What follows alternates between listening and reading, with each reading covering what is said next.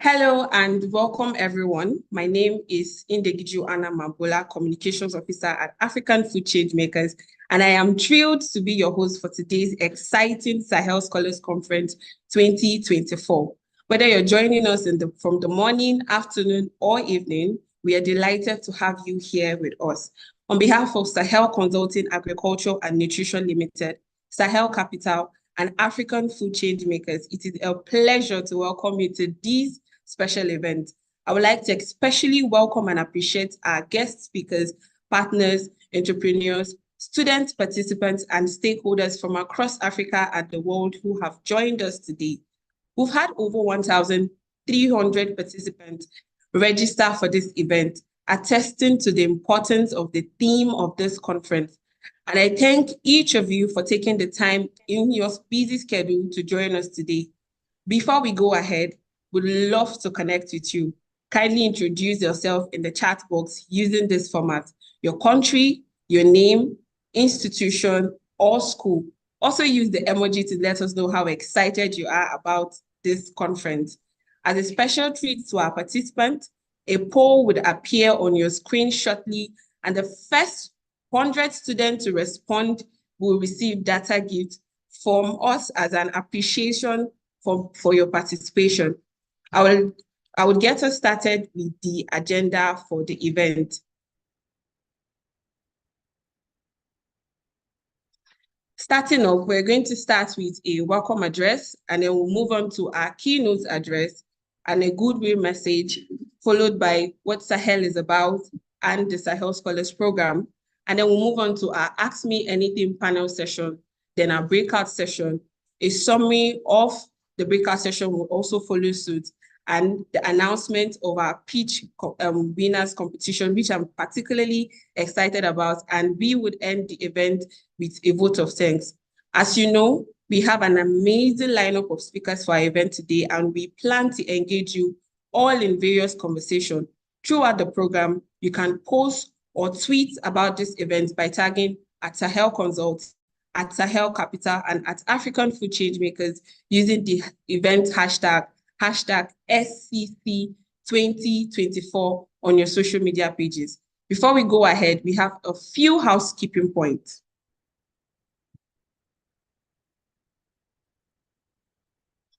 During our engagements, kindly ensure you use the expression buttons to raising your hand, thumbs up, or waving to contribute or call for our attention. All attendees would be able to participate in all relevant phases of the event. So kindly use the chat box to contribute and send your questions. When allowed to speak during the Q&A or the breakout session, kindly respect the timing and keep your comments brief and straight to the point. Also, kindly refrain from posting anything that is not relevant in the chat box and is also irrelevant to the event. Now we will start with the program and our welcome address from Mr. Patrick Togniso, the COO of My Agro and the board member of Sahel Consulting. Mr. Patrick is a seasoned business leader with more than 20 years of experience in food and beverage at the FMCG blue chip companies. Currently, he's the Chief Operating Officer at My Agro, an organization that is committed to empowering smallholder farmers, especially women, to reduce poverty and increase food security. Patrick served as the Home Care Division Center at Unilever West Africa, covering Nigeria, Ghana, and Francophone Africa. As such, he was responsible for managing revenues and developing portfolios and brands for one of Unilever's biggest business categories. He has held various regional and local commercial and marketing roles in leading CPG companies like Philip Morris or Diageo in France, UK, Switzerland, and West Africa. He holds a master's in management from ESCP Europe, working with top players in their respective industries. He has developed first-hand business skills, including strategic planning, brand and sales management, customer insight generation, routes to market, and product development. It's a pleasure to have you on the call, Mr. Patrick. Over to you, please. Yeah, that's a lot. Thank you, thank you very much. Diro, I've been given the honor to open this conference today, Nourishing Tomorrow, Youth-Driven Solutions for Sustainable Food Security. So I only have a few minutes to do so, so I will be very brief. First of all, I'm very happy to be here, very happy to be amongst you guys. Just a few words about me. You will have noticed my French accent. Indeed, I'm originally from Benin, the small but mighty country next door to Nigeria. But I was not born in Benin. Instead, I grew up in France. I studied and traveled around Europe before embarking in a professional journey that led me to work and live in West Africa. I made this choice years ago because I was convinced of the growth potential in Africa, and I still am. I actually started my career in downstream. Okay. What I mean by downstream is that I worked in food, beverage, and consumer goods. And I was focusing on young people as consumers. And indeed, 2 decades ago, this was the general narrative that was focused on. Africa was going to be the next big thing because of this emerging youth as future consumer base. But as my career evolved and I moved from marketing goods to actual production of goods, and more recently onto agricultural business, I did realize this. For Africa, the focus on the youth should not be on their consuming potential. Rather, it should be on the production and value creation potential. Now, in SSA, in sub-Saharan Africa, 50% of the population is quote unquote young, less than 30, 25 years old. This, I guess, we hear a lot. But picture this. This continent remains predominantly rural, with 60 to 65% living in rural areas. And despite rapid urbanization, an average of 50-60% of the labor force live from agriculture. And except in rare countries like South Africa or Botswana, agriculture represents only 15% of GDP in most of these sub-Saharan countries. Now, better agriculture impacts food security and nutrition, and better nutrition leads to improved labor productivity, health, and education, ultimately. And all that filters through to higher levels of overall economic growth. So this is why the theme of this conference is so important to me. Africa will increase 800 million workers over the next 40 years. And these workers will be mostly young and from rural environments. So the future of employment and, of course, of food security will depend on the ability of these young workers, so you, to create jobs, to find jobs, and to generate value in the agricultural space. Okay, so I will end here. I think there is so much to be said, and my co-hosts and speakers are very well knowledgeable in this space. Okay, and I have no doubt that this conference will generate deep insights on how you can drive solutions and sustainable food. So I will wish you a very enjoyable and interesting conference, and I will now hand over to Temi, I guess.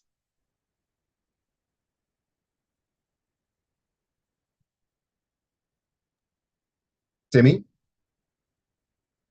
Thank you so much, Mr. Patrick.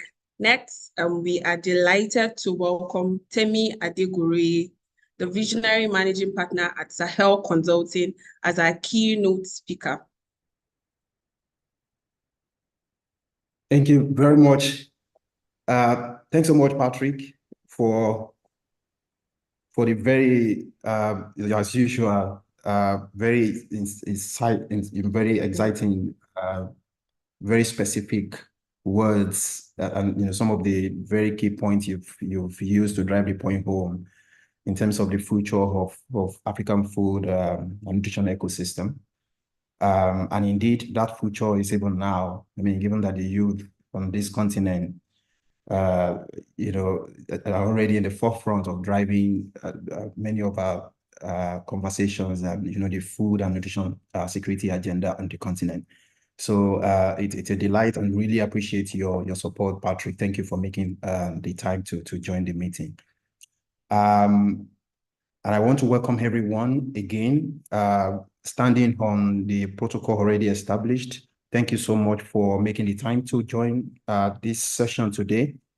The Sahel Scholars Conference is of particular interest to me because when I look back to when we started the conference a couple years ago at Sahel, our motivation was to really see that African students, particularly students of agriculture, take the forefront in leadership, in innovation, and really driving the growth that we so much require within the food and agricultural landscape in Africa.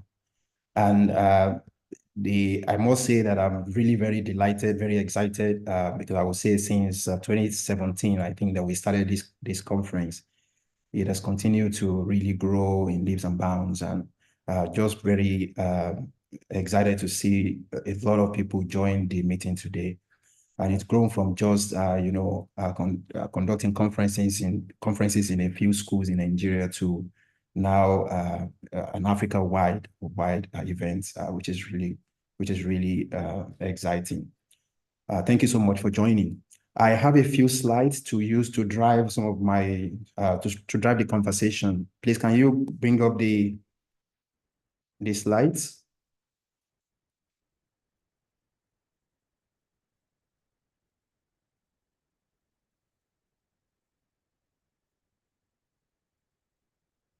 Hello, Hannah.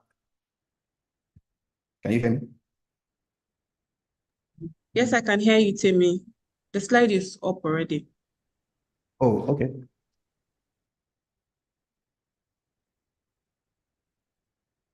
Okay, I'm the one who is not seeing this slide. Sorry, my network. Can you take it down and reshare? Maybe I will see them. I can't see Okay, them. I think we'll do that again.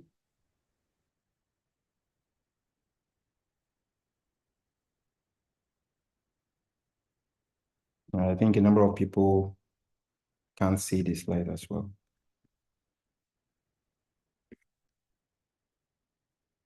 Okay, we're currently taking down the slide and resharing it also. Okay.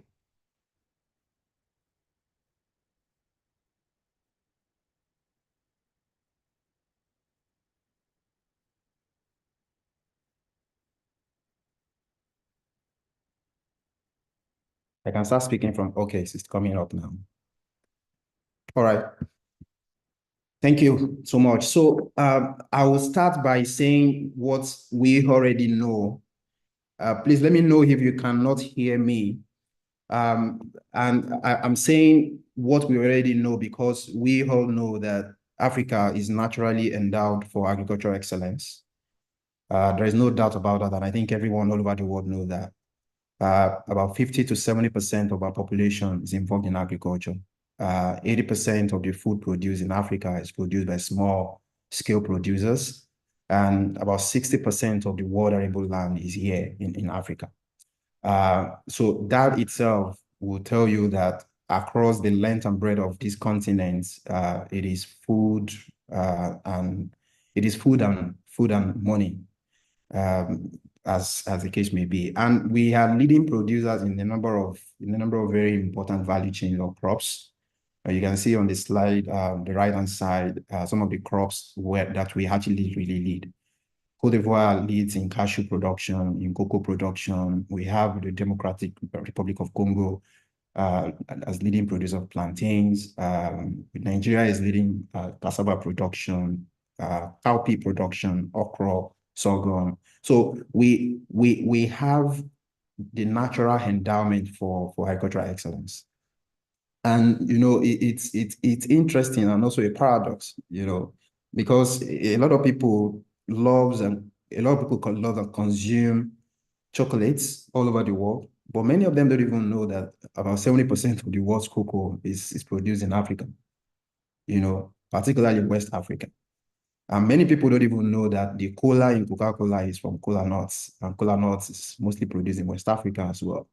Nigeria, Sierra Leone, and a number of countries in West Africa leading cola nut production. But with all of these natural endowments, why are we where we are? Please let me advance this slide. You would see that with all of this very fantastic, potential, we are yet very food insecure. And I use the word very, very carefully as well.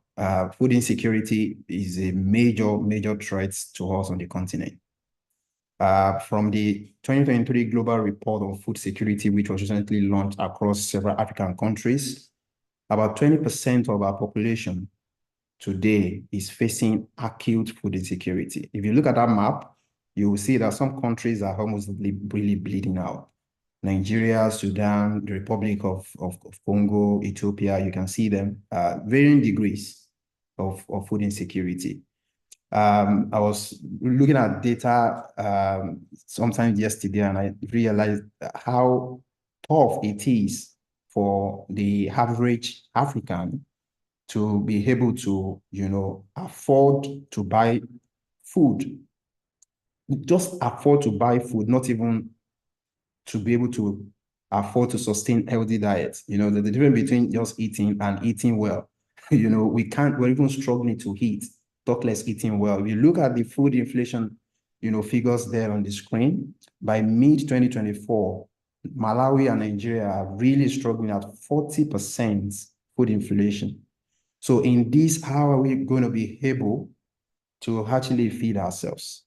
And it goes on and on in many other countries. There are many countries in the top 10 in terms of these high food inflation rates. With these food inflation rates and the level of productivity we have on the continent, we have a long way to go. So you see how it becomes a mismatch, of a continent that is naturally endowed for food security or food production, that has the ability to feed, herself and feed the rest of the world. And then the continent is completely food insecure. Let's move on to the next slide. But there are a number of realities, which I call the critical current realities, which are really staring at us in the face and really making us struggle to produce the food that we will eat on the continent. Climate change, has really been quite devastating, and we continue to see the effect of climate change on our food ecosystem generally.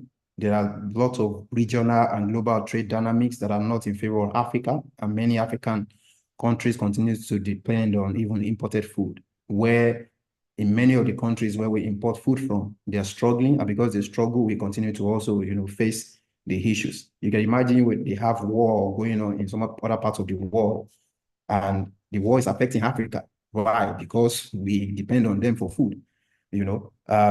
High post-harvest losses and limited processing continues to really, damage our supply chains and really hold us back to be able to produce food. Many of the food we produce, some food have close to 40% post-harvest loss due to poor handling and, not conforming to, best practices or, good practices of handling.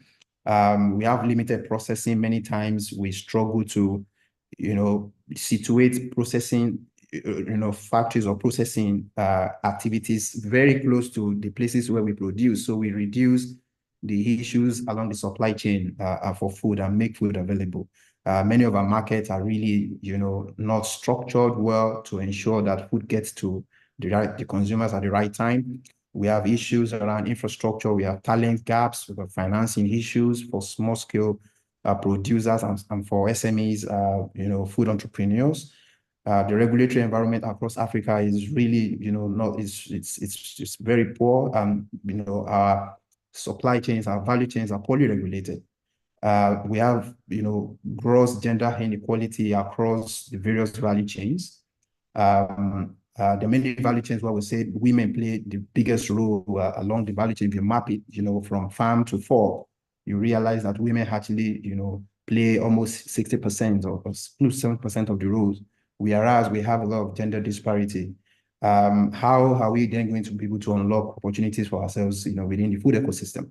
But in all of those issues, there are also a lot of promising trends, which brings hope, and it really shows that we can actually get to where we want to go, or where we want to actually be. There's a lot of interest and growing interest in healthy diet. A lot of organizations, a lot of think tanks are beginning to really sensitize, people and create awareness around the need to consume, healthy diets, keep well. A lot of focus on equity and a lot of funding and, resource have been made available to drive, equity to really, narrow the gap and ensure that we bring everybody together, and drive inclusion. There's a lot of technological innovations that have been introduced to address many of the critical challenges within the agricultural ecosystem. We have a growing middle class within the continent. We have youth engagement on the continent. By 2050, Africa is going to be about 2.5 billion people. And more than 60% of those people are youths. And we look at the statistics today, the majority of our population, is youthful. So we have a lot of opportunities, and digitalization is driving agricultural growth and productivity as well. So these are promising trends that we can actually, leverage, see as, some sort of light and hope for us to be able to build and transform our food systems. Please move to the next slide. I would like to just touch very quickly on the evolving agri-tech landscape in Africa. And you will see why there's so much opportunity for youth. Because when you look at we talk about agriculture and technology, of course, you are speaking the language of the youth, because many youth engaged in the sector today are using technology to actually drive their activities, to drive their businesses. You see, in 2019, we had about 90 agtech startups. By 2023, it has moved to 158. If you look at the funding, the gross funding for agtech in Africa, around 2022, it had already moved to about $132 million US.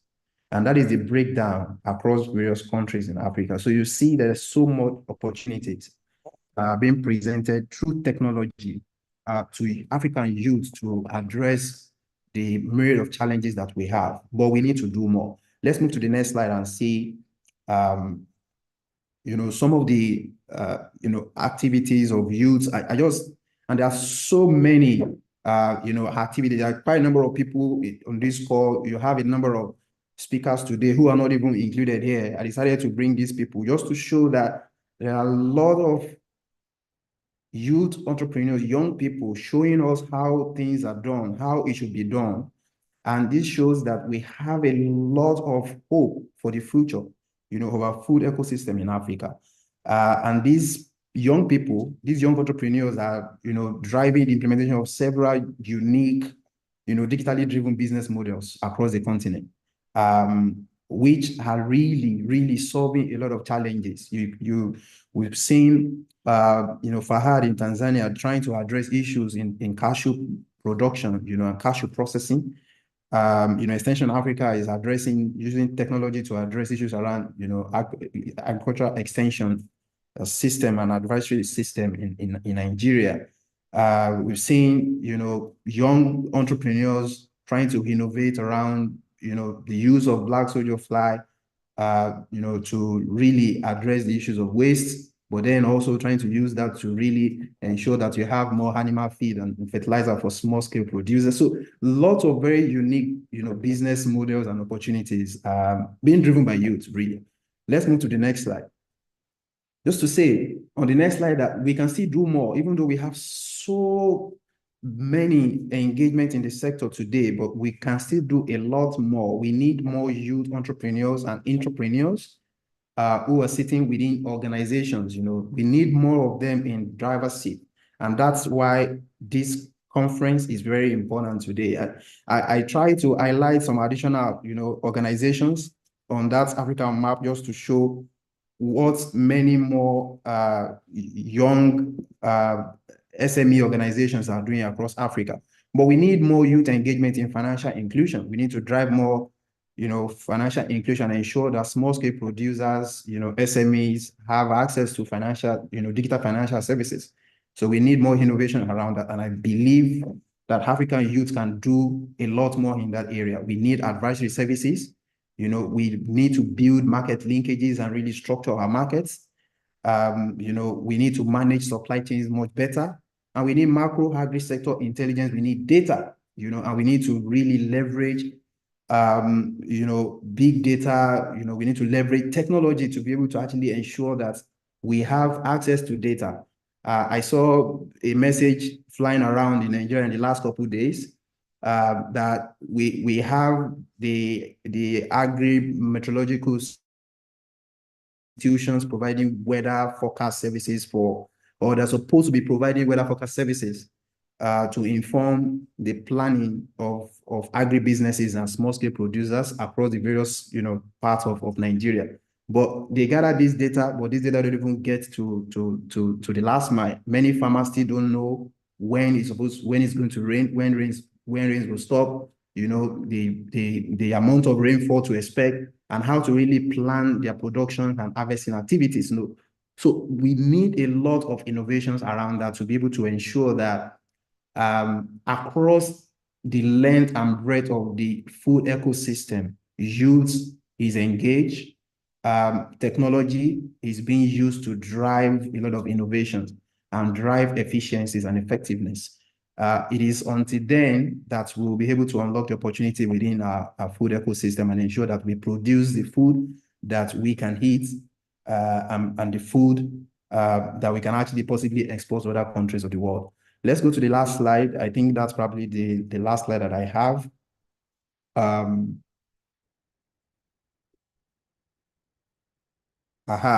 So I just want to leave you with a few words of practical steps to consider as youths. If you are a young person in this meeting,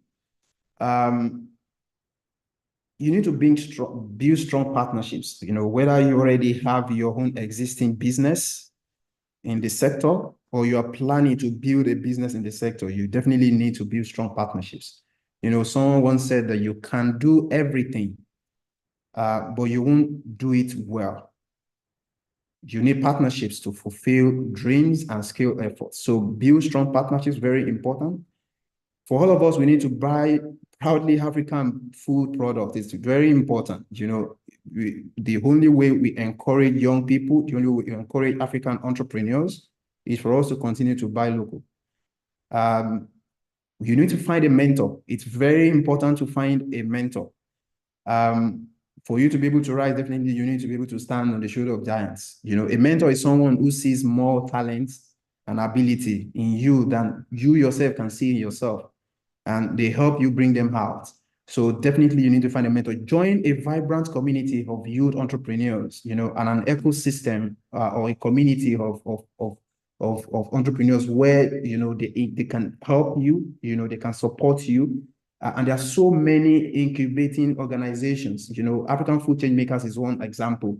You need to join those communities, where you can find young people, rub minds together and be able to really share ideas in terms of, what innovative business models you are exploring and how they navigate, the complex policy regulatory environment across in their own countries, to help you to be able to address your own issues in your countries. It's very important to find that very vibrant community or ecosystem to belong. Tell positive stories about Africa.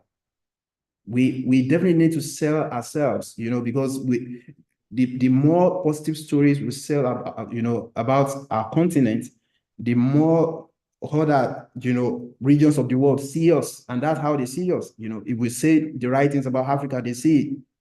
We say the wrong things about Africa, they see it. So use your platforms, across all the social media networks to really, change the narrative about Africa and about Africa's food ecosystem, and the opportunities are actually abound here. And the last thing I would say is change your mindset about the potential on this continent.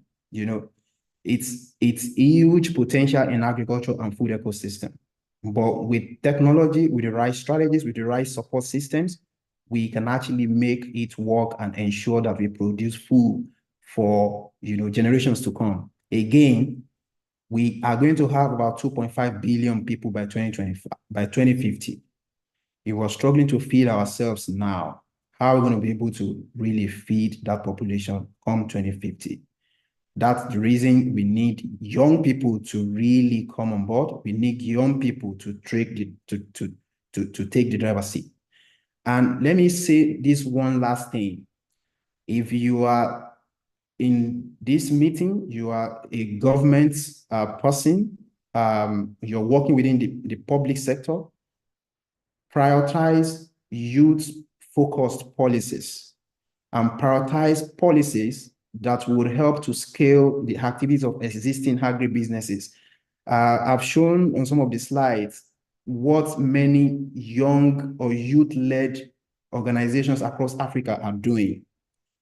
It's a blessing for anyone in the political office. It's a blessing to African governments. All the African governments and all we need to do as policymakers is to ensure that we make the right environment there available to ensure that these organizations thrive, to ensure that more young people can be introduced and more young people can embrace the opportunities that exist within the food ecosystem in Africa.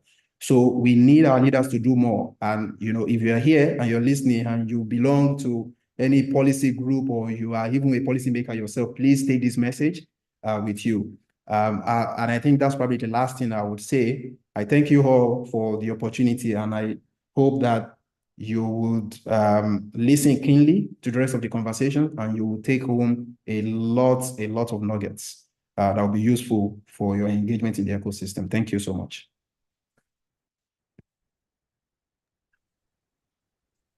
Thank you so much, Timmy, for the important insights that you have shared. We cannot agree more that the African youth indeed has an important role to play in leading and driving sustainable food security. We need more youth entrepreneurs and entrepreneurs in the driver's seat.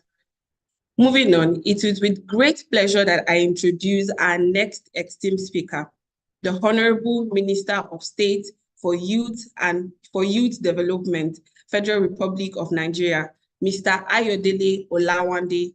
As the Honorable Minister of Youth, Mr. Ayodele Olawande has been a dynamic force in advocating for the empowerment and development of young people across Nigeria. His commitment to youth engagement, innovation, and leadership has made significant strides in shaping policies that support the aspiration and potential of the next generation. We're truly honored to have him deliver a Goodwill speech highlighting the critical role that African youth play in driving sustainable development and shaping the future of our continent. Please join me in welcoming the Honorable Minister of State. Over to you, sir. It's a pleasure to have you today. Thank you very much. Thank you, everyone. Let me stand on all existing protocol. And I'm sorry, probably I came late. I'm not a late man types. I've just been trying to put one or two things together so that I can come over. Let me congratulate us. The reason why I will congratulate us is that at least for the first time in the history of this country and Africa at large, we have a set of young people, young Africans that have passions for this continent. It marvels me when I see individuals, when I see coming together, young people of my age range and that, trying to see how, because I was somewhere day before yesterday and I was telling them that majority of us as young people, what we do or what we intend to do or what we are thinking or our thought about things is the problem, and the problem is the problem. We don't really push what is the solution. Fine, African is this, Nigeria is this, Egypt is this is this, something is happening and everything must go down. The government is not good and this and that. This is the economic solutions, the problem, this, that.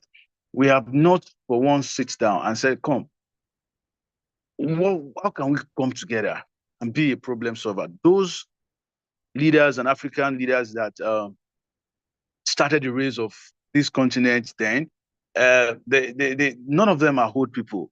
They also started as young men, young. And when they said that a space is not being given to the young people to project themselves, to show the capacity in what they can do, I used to say, no, we have opportunity. We have been having young people in the affairs of the government. We have been having young people in the affairs of everything. And I said this, we don't have it so good because we focus, majority of us, we focus on things that we shouldn't have focused on at all. We channel our energy on tokenism. Before these oil things came up, everybody wants to have bitumen, everybody wants to have crude oil, everybody wants to have space in oil companies and all that. Before all this thing came up, we are surviving on something. Our heritage is because of our hard working. And if things change, if we have a change in things, if we have a change in and the way things are, we should also look practically to what we have done before, how we are going to blend it, what we are going to do, how we are going to do it, and what exactly we are going to put in place to make things work. So it is, that's why I said, I think we need to congratulate ourselves because we have, I was surprised when I learned that this has been happening for a very long time. I think we need a patronage from the government, from people of like minds to sit down, see how we can be more effective. See what they've just shared with us. I was following up on everything. Nobody is an island of knowledge. You get to learn more. You get to know a lot of things about this. You get to say, okay, these are the things we should do. How are we going to come in? What are we going to do? What is even my tax for these beautiful ideas and wonderful innovations that have come up with us? So I'm very much with you. Maybe I will not be able to spend much time, but I still want to have a breakdown of all these things. I really want to come up with this conference and put a passion in agriculture and how we can. And I have a program that have been in my head. I said, okay, a youth must have a skill. That's been my target. I want people to know me for something in this country, in this continent. And what is it? Skills. How can we use our skills? How can we enlarge our skills? And these skills, when somebody said, okay, where are you driving at? I said, I'm driving at something which is very, very important to me. What I'm driving at is that, let me make Nigeria as an example. We have 774 local areas which we call local government, 774. What stops us from having a local government, a product? And how is it going to affect the people? And the people that is going to affect more are the young people. And I'm not talking about big refineries. I'm not talking about gigantic companies and that. I'm talking about cottage and agrarian industry. And when I say cottage and agrarian industry, that means all the raw materials, that is going to be produced as a product will come from that local area. That means you don't need to import anything. And I give example. I'm from Ondo, so there's a place called Ogbagiakoko in Ondo State, in Nigeria. There's a place called, and a lot of people come to that place to come and drink palm wine. And I ask people, we have thousands of pure water factory. So, and this pure water factory is not going to take up to 200 million, 100 million before you can fix a bottled water company.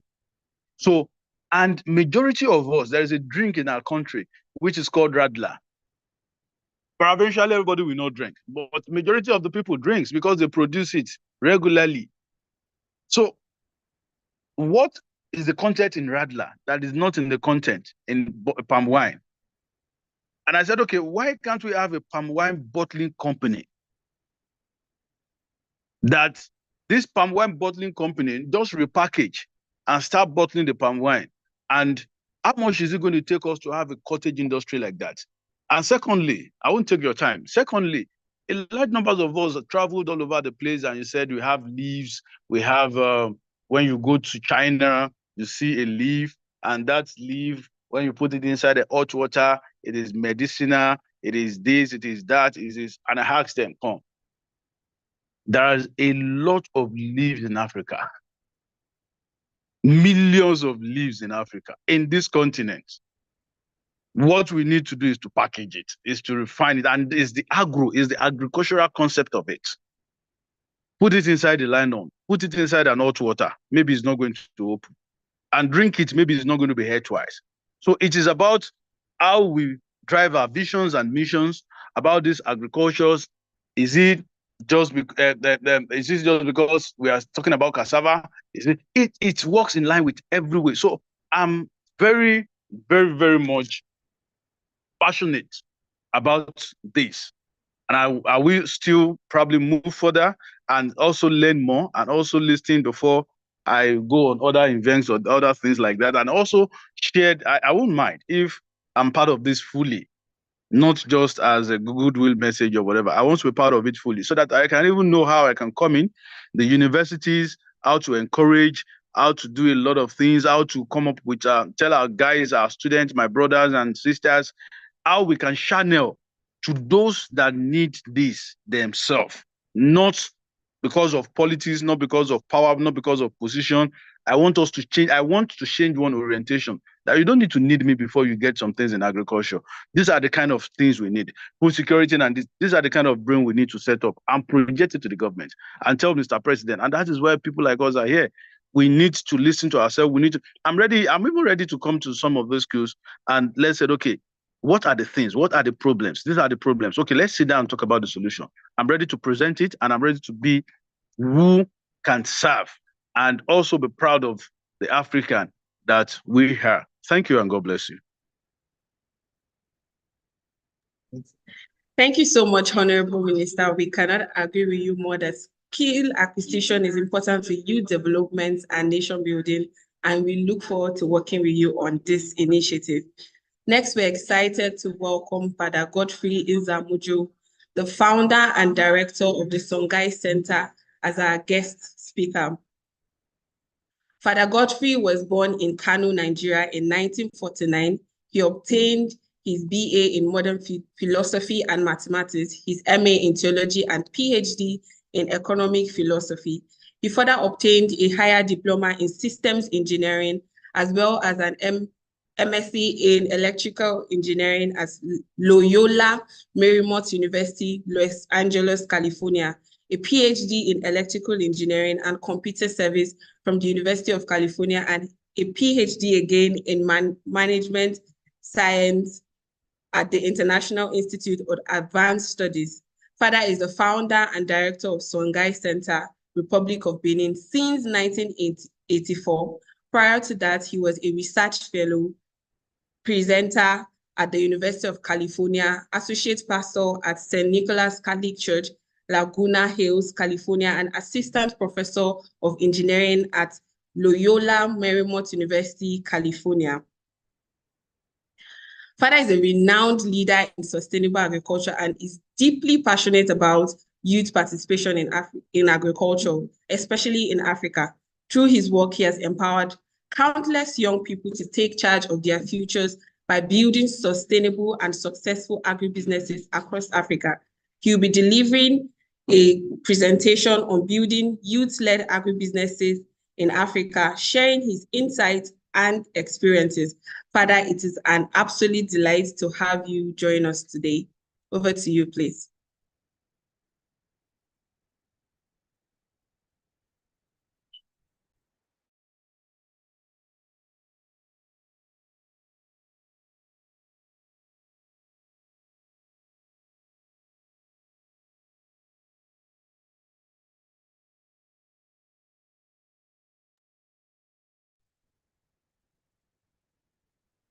Hello, Father.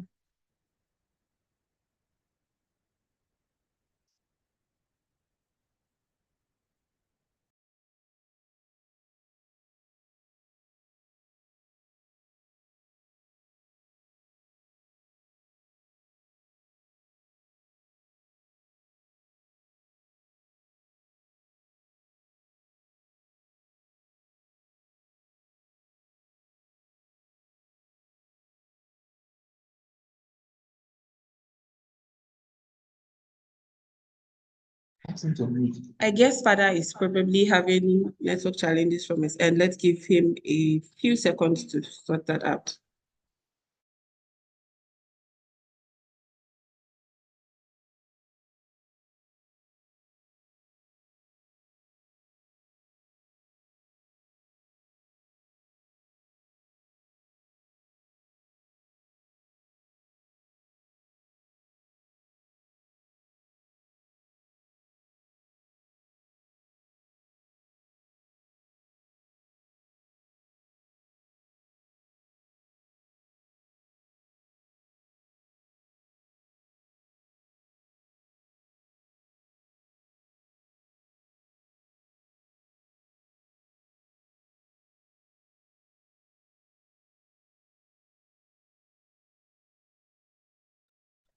Okay, Father is having network challenges as at his end, so would move on and would have him join us again.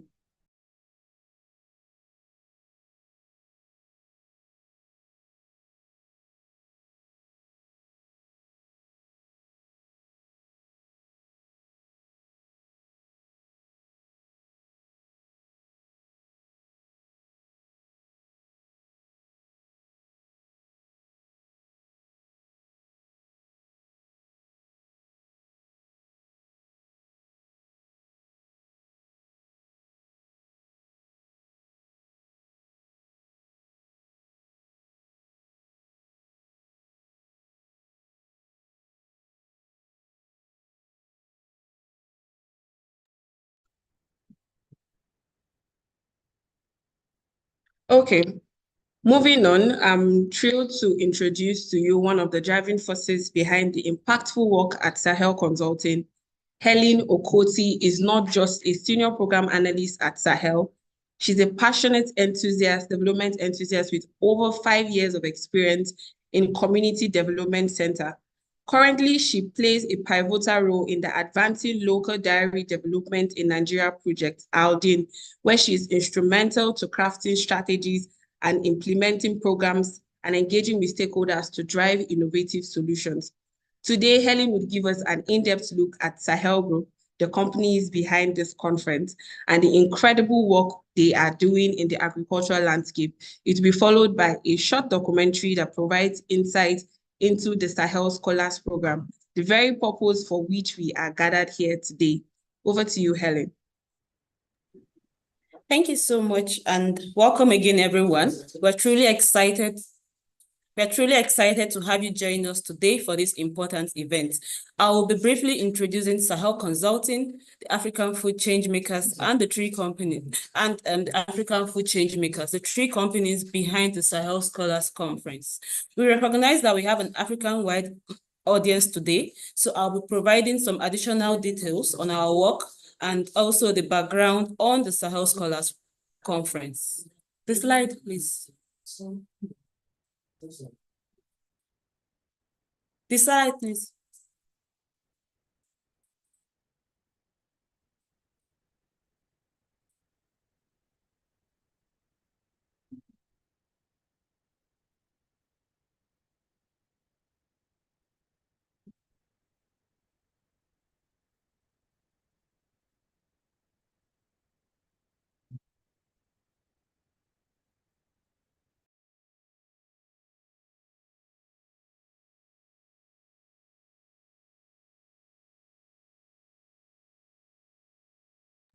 Okay, so while the slide is coming up, I will just continue speaking. We're going to be starting with the Sahel Consulting Agriculture and Nutrition Limited.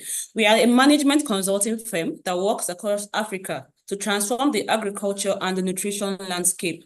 Our mission is to transform Africa's agriculture and the nutrition landscape through tailored, innovative, and market-based research, strategic advisory, training, and also innovative businesses, through impacting the communities and also achieving sustainable growth.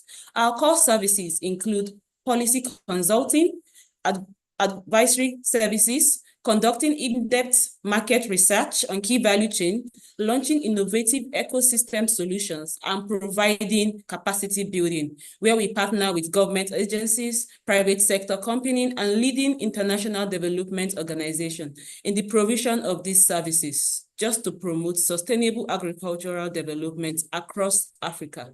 For more information about Sahel Consulting, kindly use the link in the chat box. We are going to be moving over to the second company, which is the Sahel Capital. Sahel Capital is a private investment firm focused on food and agriculture sector in sub-Saharan Africa, whose mission is to provide capital, leverage knowledge, build company, generate returns, and impact life.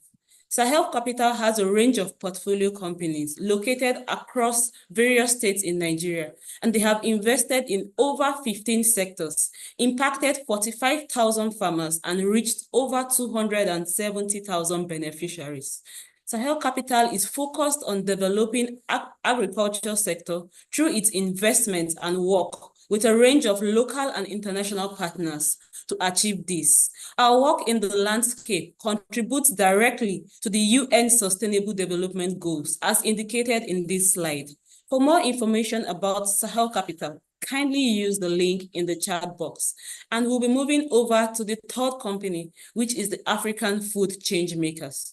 The African Food Changemaker is a knowledge and membership platform that aims to support agri-food small and medium-scale enterprises, scaling profitable and sustainable businesses across the continent.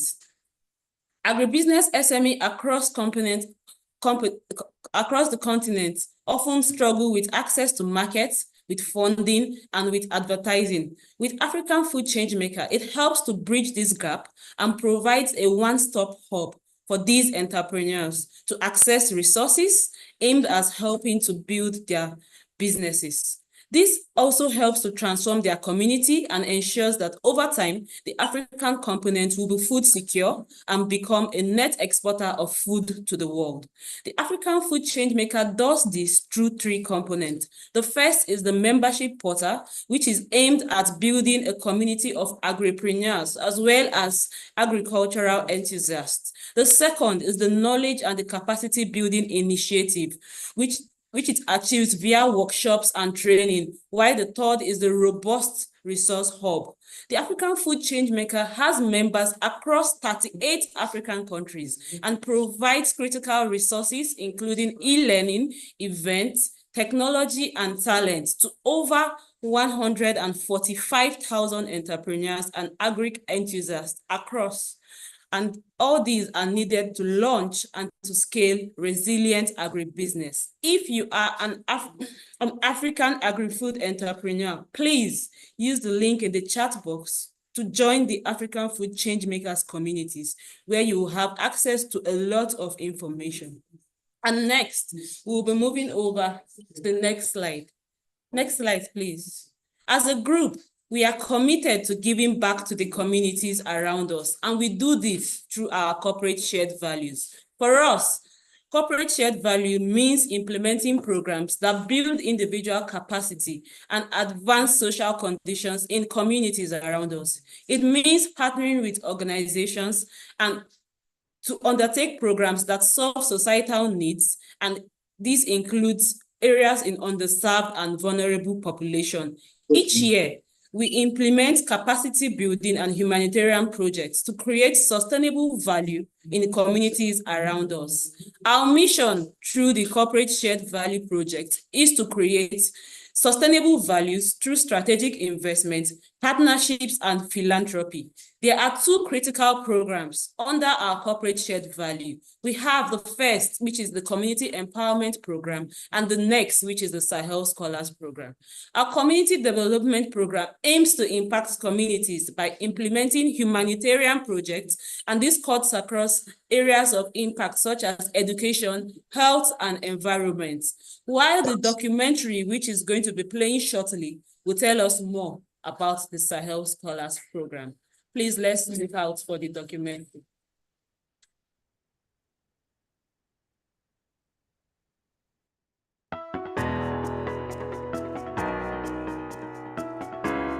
In the heart of Africa, agriculture is more than just a sector. It is the lifeblood of our communities. Yet, the agricultural sector across Africa is facing a critical challenge, a shortage of trained talents. Despite dedicating several hours to education, many young agricultural graduates struggle to secure employment.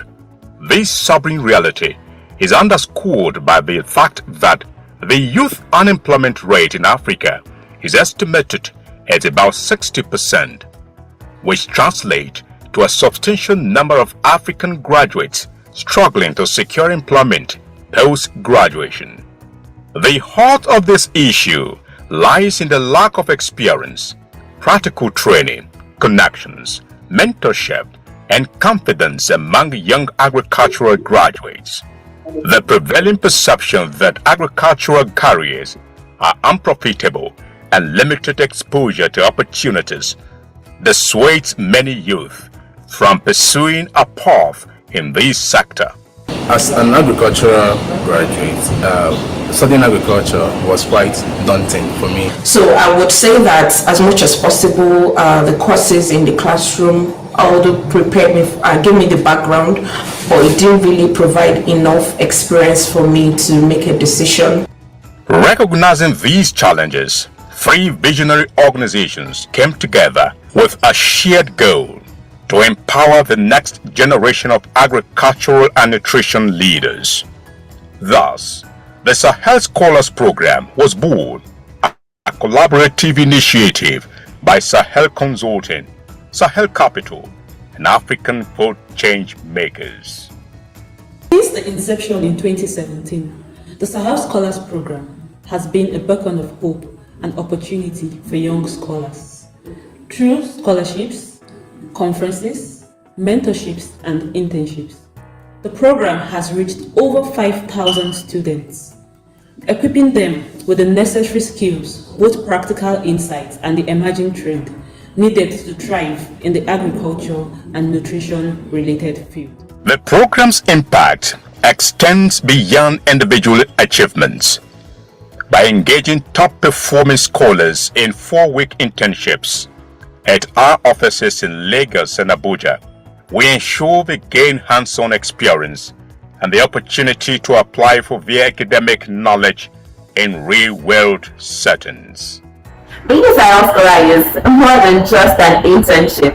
For me, it's been a transformative experience. I've been exposed to the intricacies of the agricultural sector, from the complexity of the value chain to learning that agriculture goes beyond just hours under the sun. I also learned that it takes skill and enthusiasm to fit into a job and to also keep and sustain a job. In 2024, we introduced our first ever pitch competition with 139 students indicating interest and submitting innovative agricultural project ideas.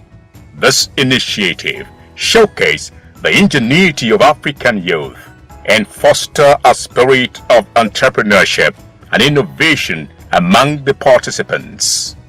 If you look at it, there are a lot of gaps, and then the mindset of students towards agriculture is also something that we need to look at.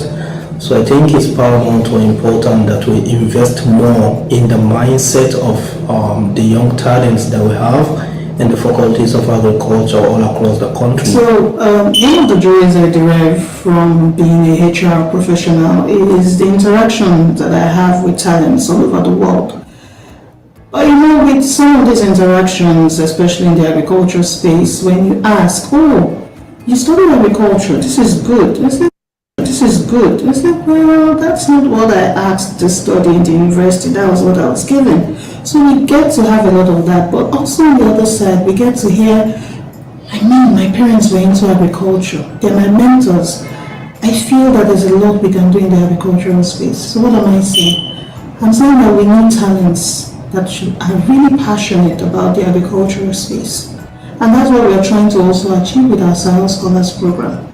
Come join us and let us change the narrative of Africa. As we look ahead, our vision remains clear: to continue expanding our reach and impact, We plan to enhance our mentorship programs, increase the number of internships, and introduce more scholarships to support our scholars.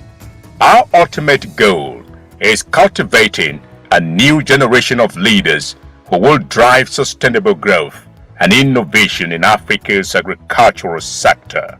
The Sahel Scholars Program is not just about education, it's about transforming lives, empowering communities, and nourishing tomorrow.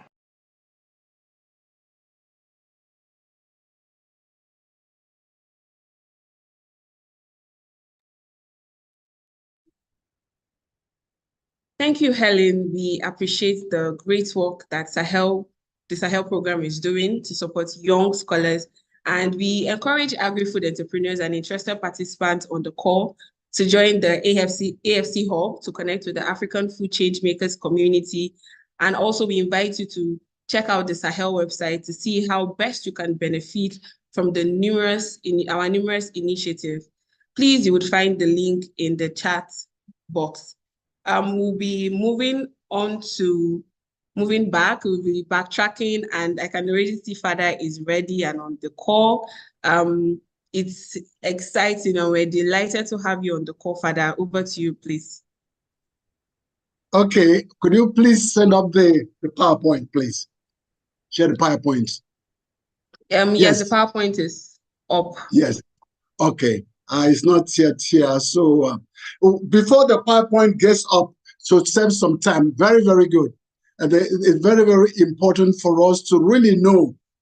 When I started this project, most of you were not born, so it's really very exciting to see these young people booming this wonderful force to them. But we must harness the real opportunity sets in the youths. But there's a problem. There's old youths and new youths. We can't solve our problem today with the mentality of the old youths.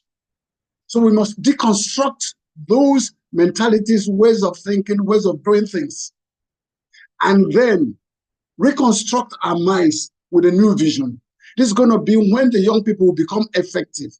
It's not just a matter of age, but it's a matter of who you are, what is the real function, the real core of youthfulness today. There are youths that are totally deconstructed. Okay, of every moment, sister. No, stop. Mr. Petit. Mr. Petit. Okay, now, since the rise of the conventional agriculture that you are seeing here, following the Second World War, marked by the intensive use of chemicals, has undeniably boosted global food production and average per capita food consumption. This is good. The rise of it is good. However, this conventional approach has also led to the depletion and degradation of many agro-ecosystems, jeopardizing future productivity and exacerbating critical environmental challenges such as soil degradation, greenhouse gas emission, water pollution, and serious health problems. In Nigeria alone, because of the land degradation, Nigeria is losing the equivalent of 13.2% of the GDP. That's why it's not working.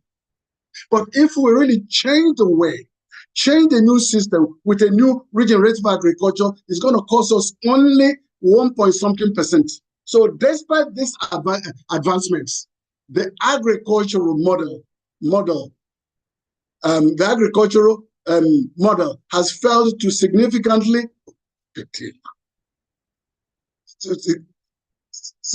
alleviated global hunger, leaving an estimated 870 million people chronically undernourished. That's what most of the pledges say. It is increasingly evident, therefore, that this conventional system that all of us are running through is inadequate for addressing the challenges of our time, particularly in Africa and particularly in Nigeria.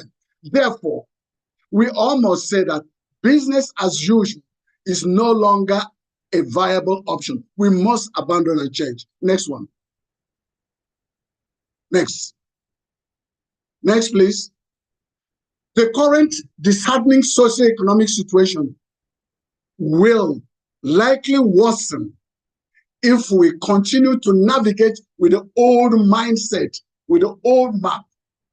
For centuries, my brothers and sisters, we have operated from a mechanistic paradigm rooted in the Cartesian Newtonian worldview.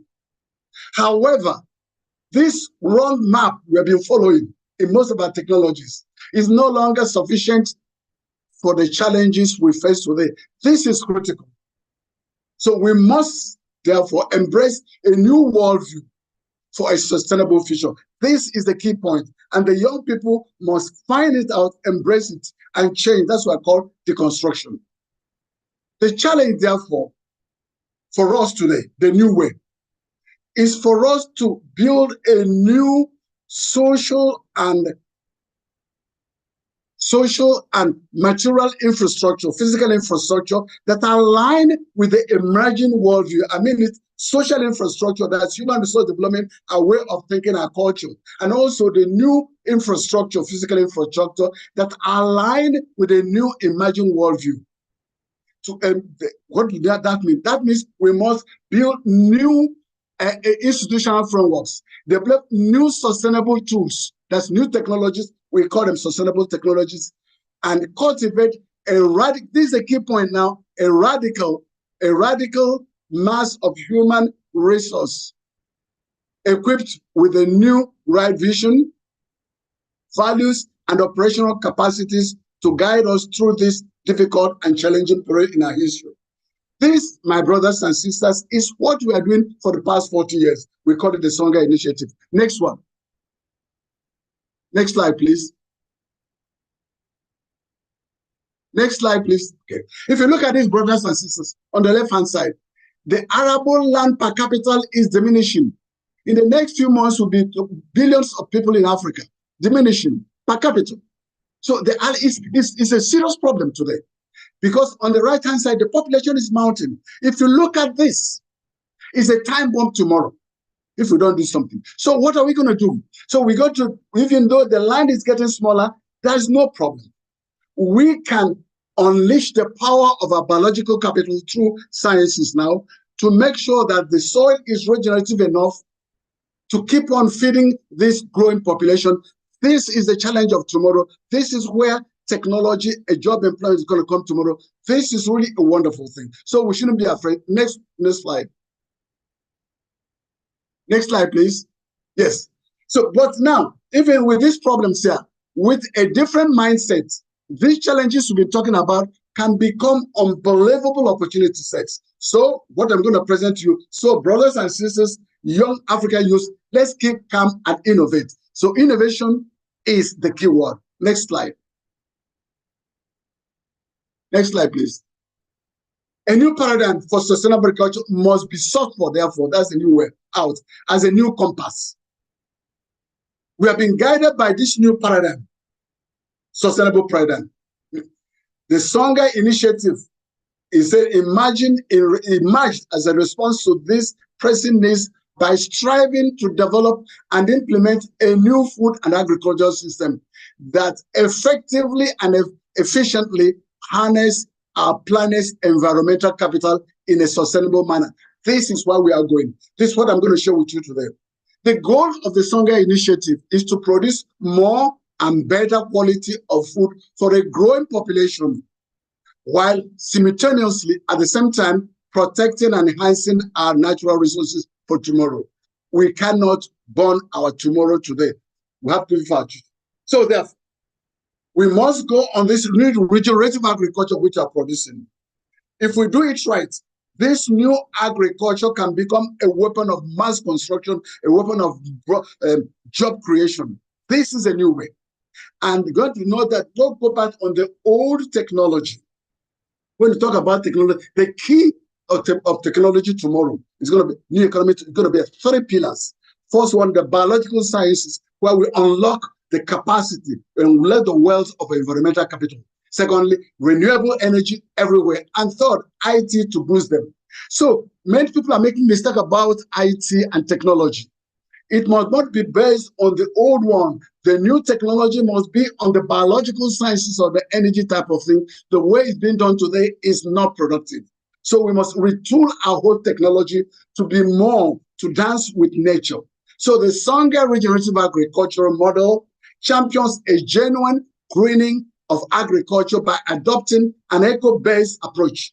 This approach enhances and leverages nature's inherent growth and evolutionary powerhouses, such as soil, carbon, organic matter, microorganism, water, internal control, autobiosis.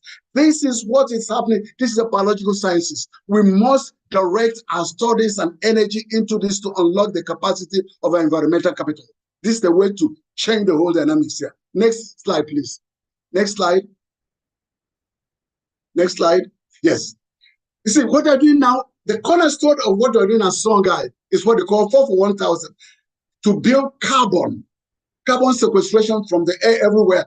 Immediately, the carbon content of the soil builds more than 4 for 1,000, that's 0.4%, things will start again. We capture it from the atmosphere using autotrophic microorganisms, composting, BLW, all of this is all we do. Even the UN recommended 0.4%, we are going up to 1%, and it's incredible. Imagine if only 5% of farmers in Nigeria, Africa change, things will automatically, the productivity will change immediately. Addressing the climate change mitigation activities are visible all around Songhai said because of this one. So the ecological services are being provided, including watershed, landscape management, are not only critical for creating a resilient agricultural system where we can produce more and better with less, but also will play a significant role in climate change mitigation. So this is all together attacking the triple challenge today of food insecurity, environmental degradation, and employment. At the same time, this new technology, I call it a weapon of mass construction. We are imitating now nature. When you dance with nature, nature will smile at you. But we've been opposing. When you dance with nature, but when you think you're intelligent, you get nature knows how to take care of predators who have become. So in nature, let's imitate nature. In nature, biodiverse ecosystem thrive by maximizing reciprocal, symbiotic, complementary, and synergetic relationships among all living things. This is the new world. This is a new paradigm. Therefore, that will enhance our productivity incredibly. So this is the new vision, eco-vision, that will change the whole thing. So by efficiently utilizing our space-time with the life cycles of different organisms, we can create a system that mirrors and mimics this natural biodiversity where we can now start creating more and better with it, solving all the challenges at the same time. We call it biomimicry. Let us be humble, imitate nature through the sciences, and align ourselves with the principles of the working of our planet. Next slide, please. Next slide, please. No, this is what we are doing. To meet the demands of a rapidly growing population like Africa, economic activities must increase exponentially. We must do that. If we continue with the old one, even tenfold, we cannot do it with the old technology, it will burn our planet. Nigeria is already suffering. While simultaneously reducing the environmental impact by tenfold. You see, that's what we're doing. We increase by tenfold, but also diminish the environmental impact. This is the new technology that we must adopt. This presents a significant technology challenge, doing it in terms of environmental sustainability, but also opens up vast opportunities for creativity and innovation. This can bring us to a level where we can feel that we hold a license to create and deploy sustainable technologies that will shape the future in the right direction. These technologies will present the next frontier for socioeconomic opportunities, heralding a new era of wealth and job creation within the green economy. This is a new way. So we're going to produce incredibly lots, but at the same time, building our future tomorrow. This is the green economy, a new wealth and job mind. The sustainable development allows us to enhance productivity while protecting and enhancing our environment. By developing and implementing these technologies, we empower our agricultural sector to produce more and better with less. This is achievable only through an integrated system of production where the principles of synergy, complementarity, supplementarity, and entropy are in play. This is the new science we must deploy. By applying these principles, we can create products and services, even at the molecular level, that drastically increase productivity, ensure nutritional value, and eliminate waste and pollution. This, my brothers and sisters, is the key for tomorrow. We must embrace it. Next slide, please. The next slide. The Songa Initiative is fundamentally about harnessing these principles to invent and develop new appropriate technological and developmental trajectories.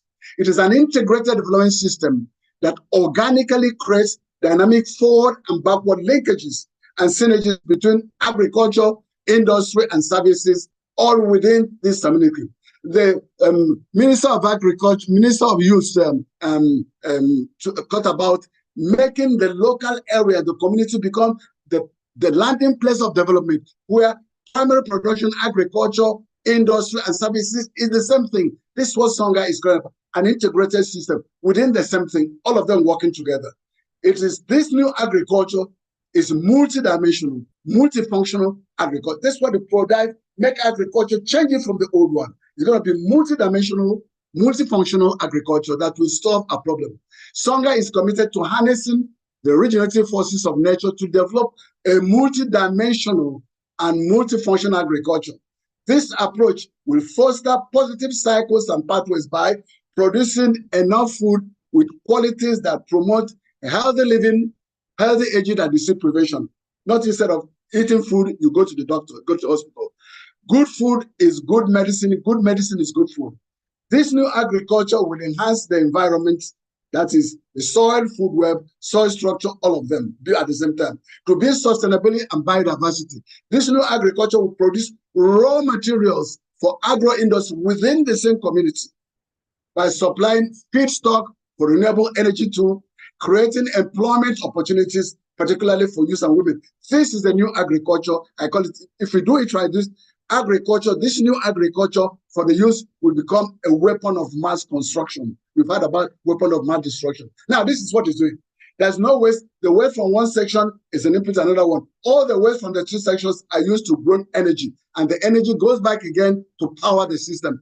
This is producing more and better witness. Waste, we call it turning waste into wealth. By recycling, by coupling all of them together, we turn waste into wealth. This is how we can grow and not burn the environment. This is what they're doing. The next slide, please. Next slide. Next slide. Next slide. Yes, this is it. This is not the picture. At the center of it is the youth, the human development, where we build a new cream of young people. Human development capital that totally deconstructed and reconstructed. This youth now with a new idea, we know how we go on the primary production, agriculture, and develop it, as I said, go on the agro industry, blow it up, go on the services.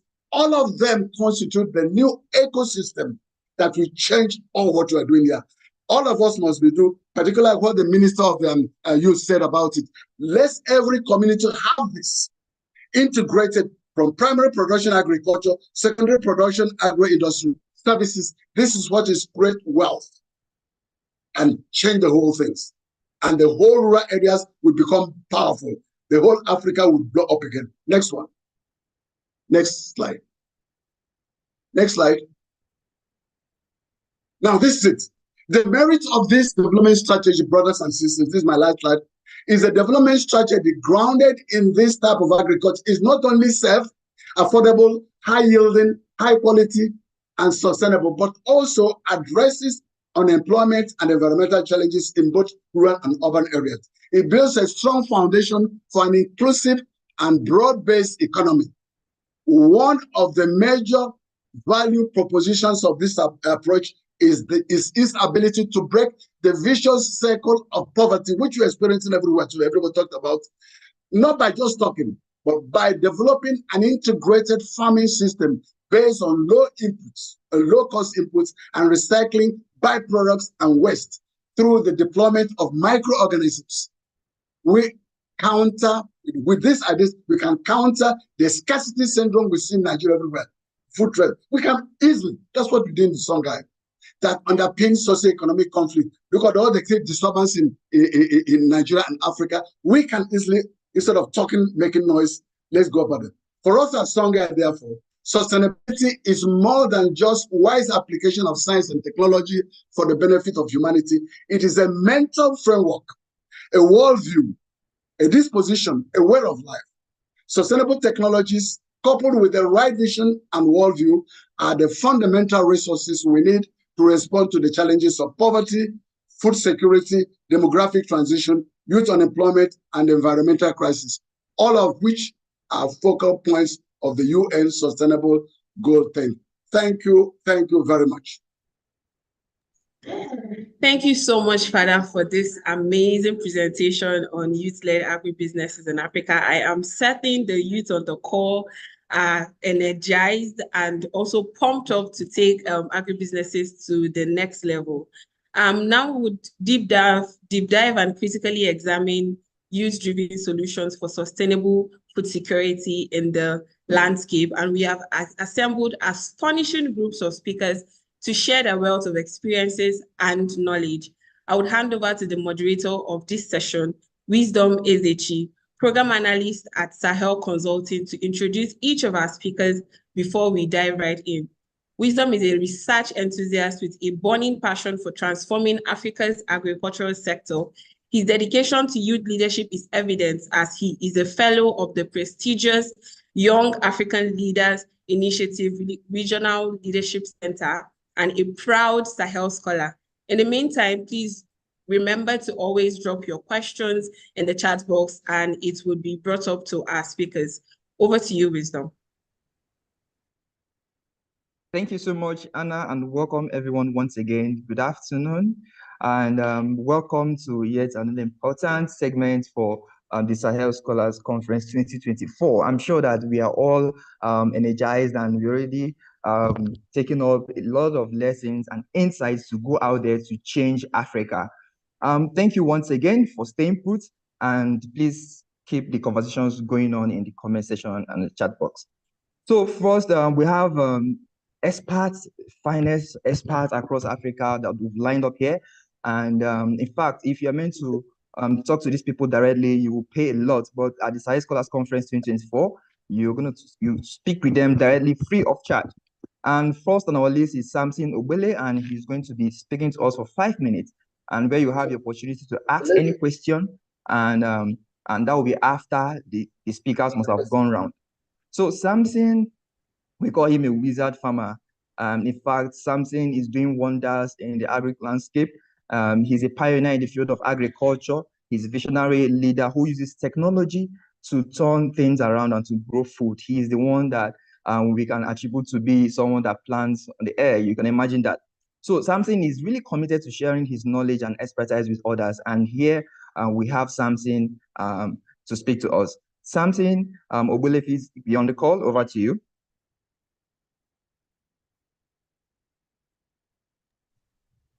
Yeah, good afternoon, everyone. It's a pleasure to be here. Thank you so much for the invite. Thank you so much for the invite.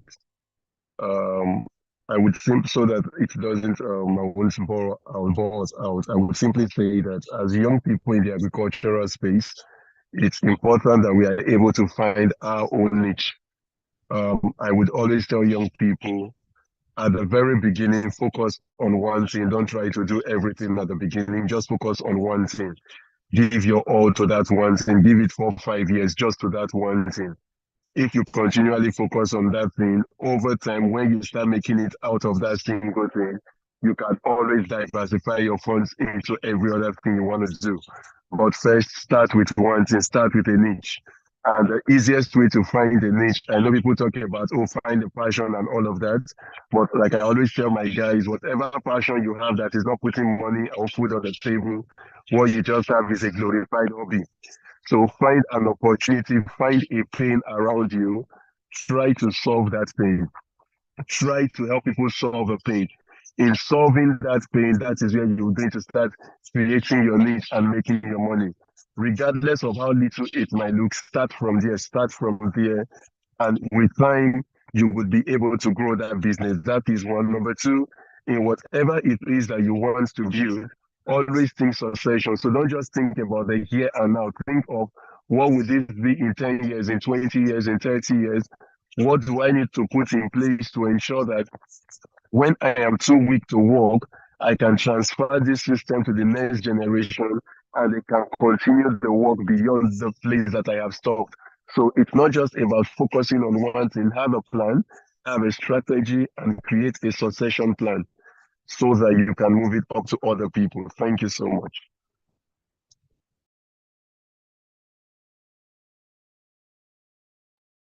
Thank you. Thank you so much, Samson. Thank you. And I'm sure that the participants, everyone here on the call, you're already jotting things down because, I mean, it's amazing to hear Samson talk about what he's doing and how this can help young people to thrive. He talked about carving your niche, finding one thing to do one step at a time.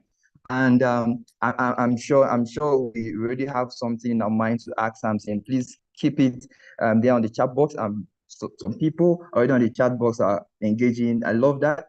Please keep the comments coming and your questions there. My team will be there to collect the question and you will have the opportunity to ask. So the next experts who are wondering, what are the things that investors will look out for? Maybe whenever I pitch my idea, part of what we have here is the pitch where bright minds pitch business ideas, and I mean, you have to stay put to see a lot of these ideas. So some people will be asking, okay, so what are the things that young people, I mean, investors look out for in pitches? What are the things they look out for in agribusinesses? So we'll be inviting Tosin Ojo. She's a partner at Sahel Capital. In fact, Tosin is one of the Africa's finance experts you will meet in the finance space in agribusiness.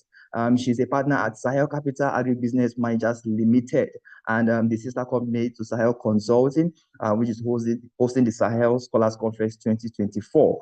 So Tosin will be speaking to us on what an investor looks for in agribusiness. I usually do talk about Tosin's line. She always said the word is for your taking. In fact, you need to listen to Tosin, and if I were you, I would just sit back and relax and shade away from every distractions to pay rapt attention to this presentation. Over to you, Tosin. Thank you, Wisdom. Good morning, everyone, or afternoon, wherever you may be. Thank you for joining the Sahel Scholars Conference. I hope you can all hear me.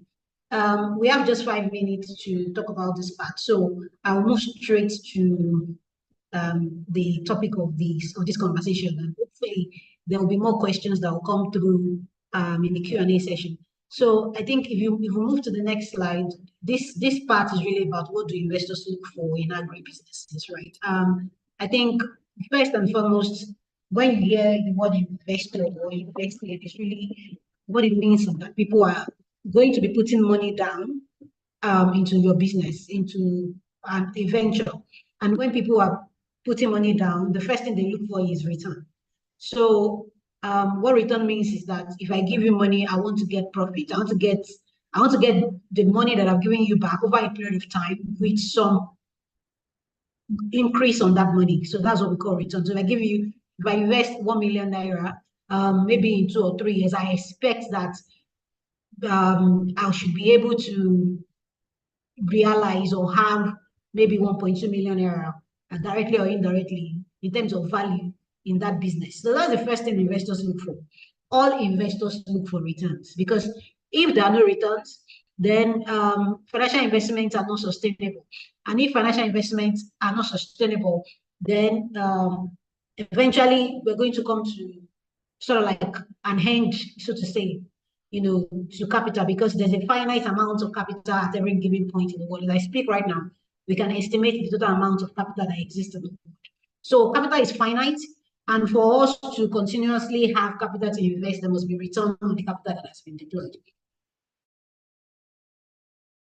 That's the first thing on a very basic level, and that will apply to agribusiness, to apply to any business. But I'm starting with that so that you understand, if you want to do a business in agriculture, that it is similar to other businesses in the sense that investors want return.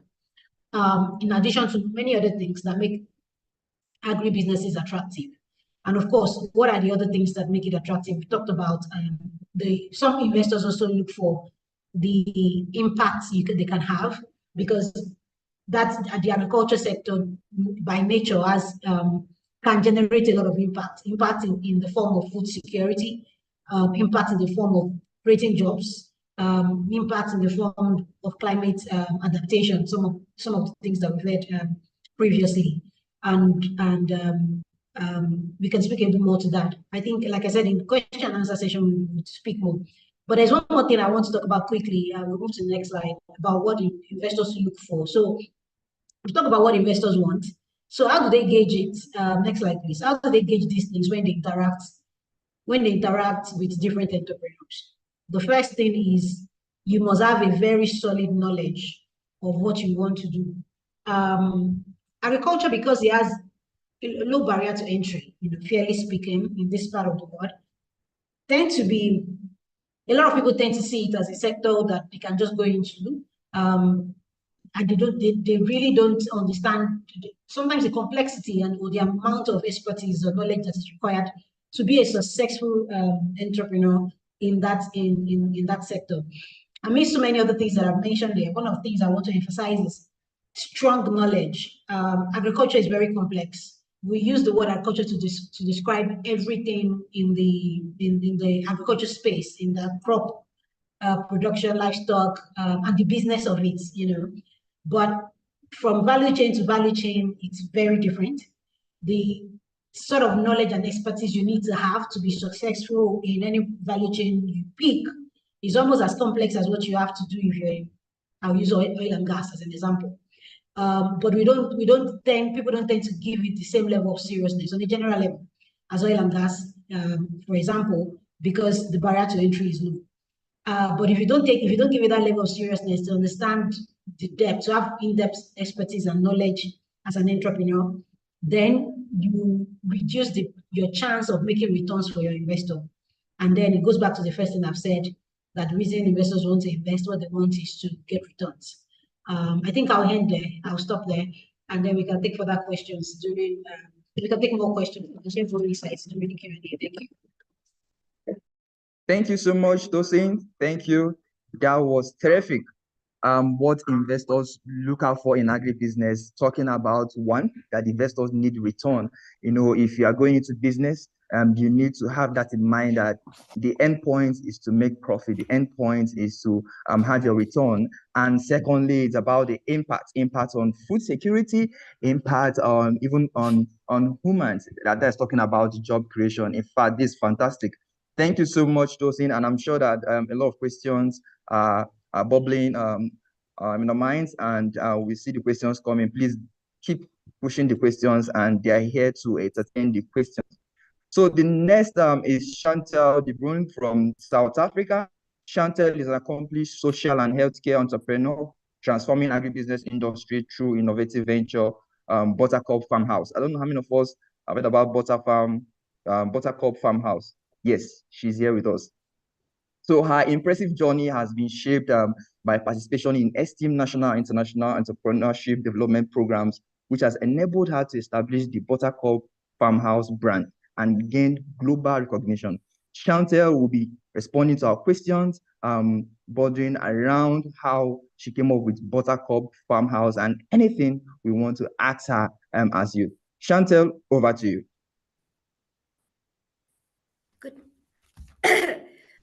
Good morning, Africa. It is an honor to be here once again.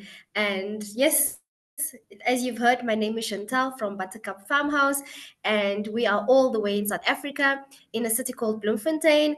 And what Buttercup Farmhouse really is about is that we manufacture and created and basically transformed the coffee industry by manufacturing coffee made out of actual veggies, and particularly to the butternut vegetables, which is also originating from the pumpkin family. So what we've revolutionized is also focusing on food waste.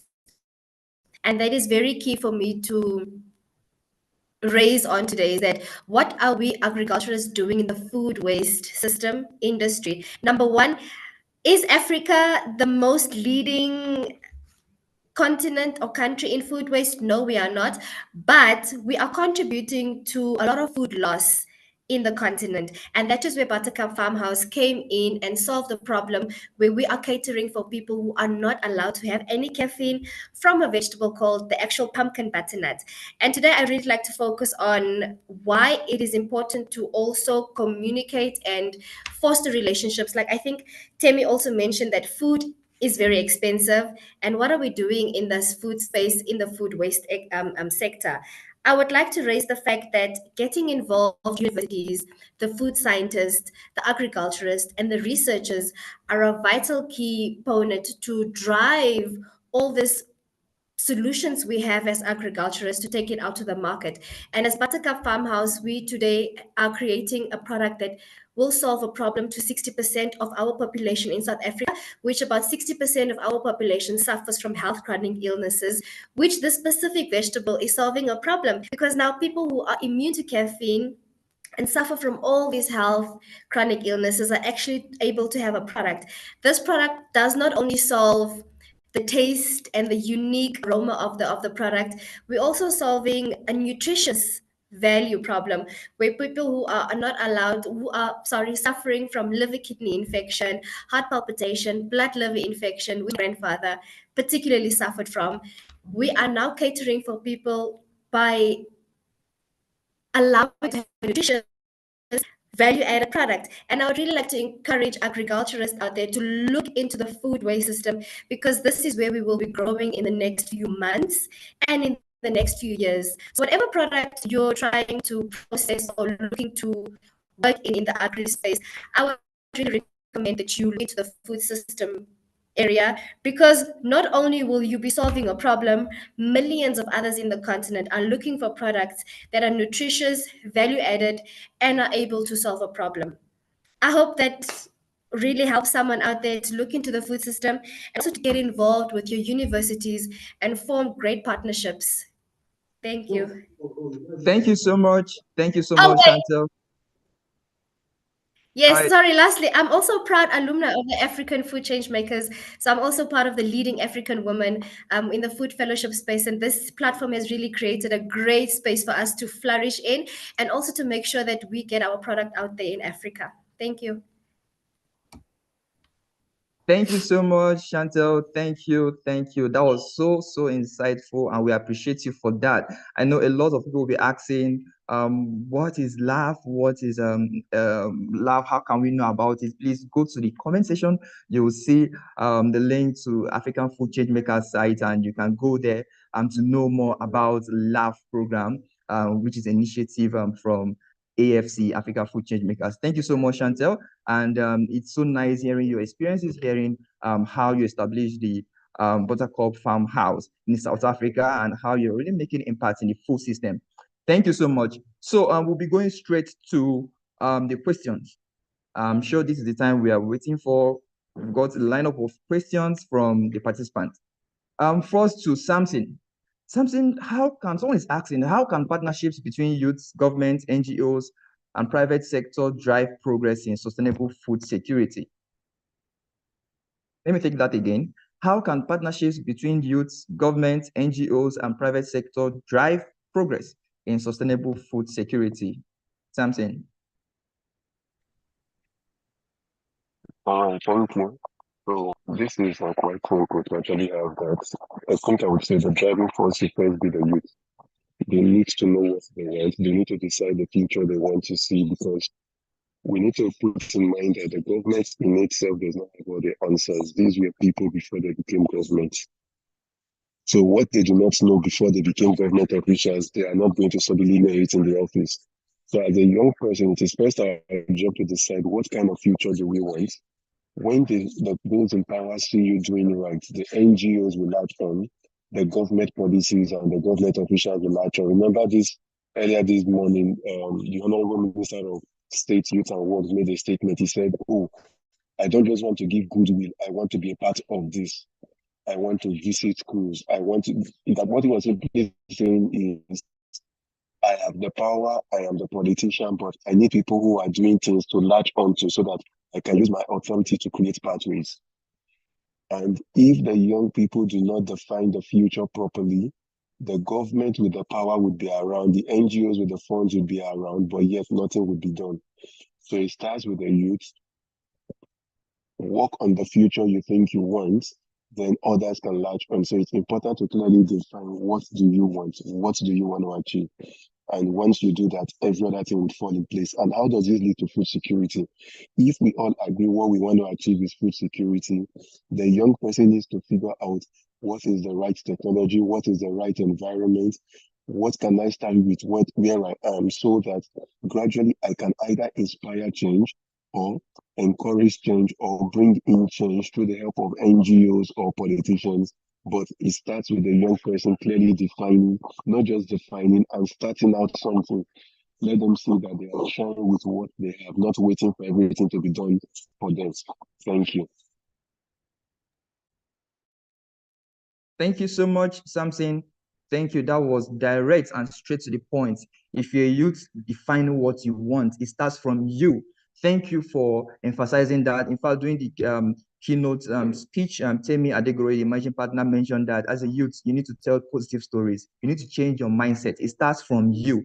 So even if the government aids are there, even if they bring all the support and you don't change your mindset, you don't define what you want, it won't mean anything. So it starts from you as a youth.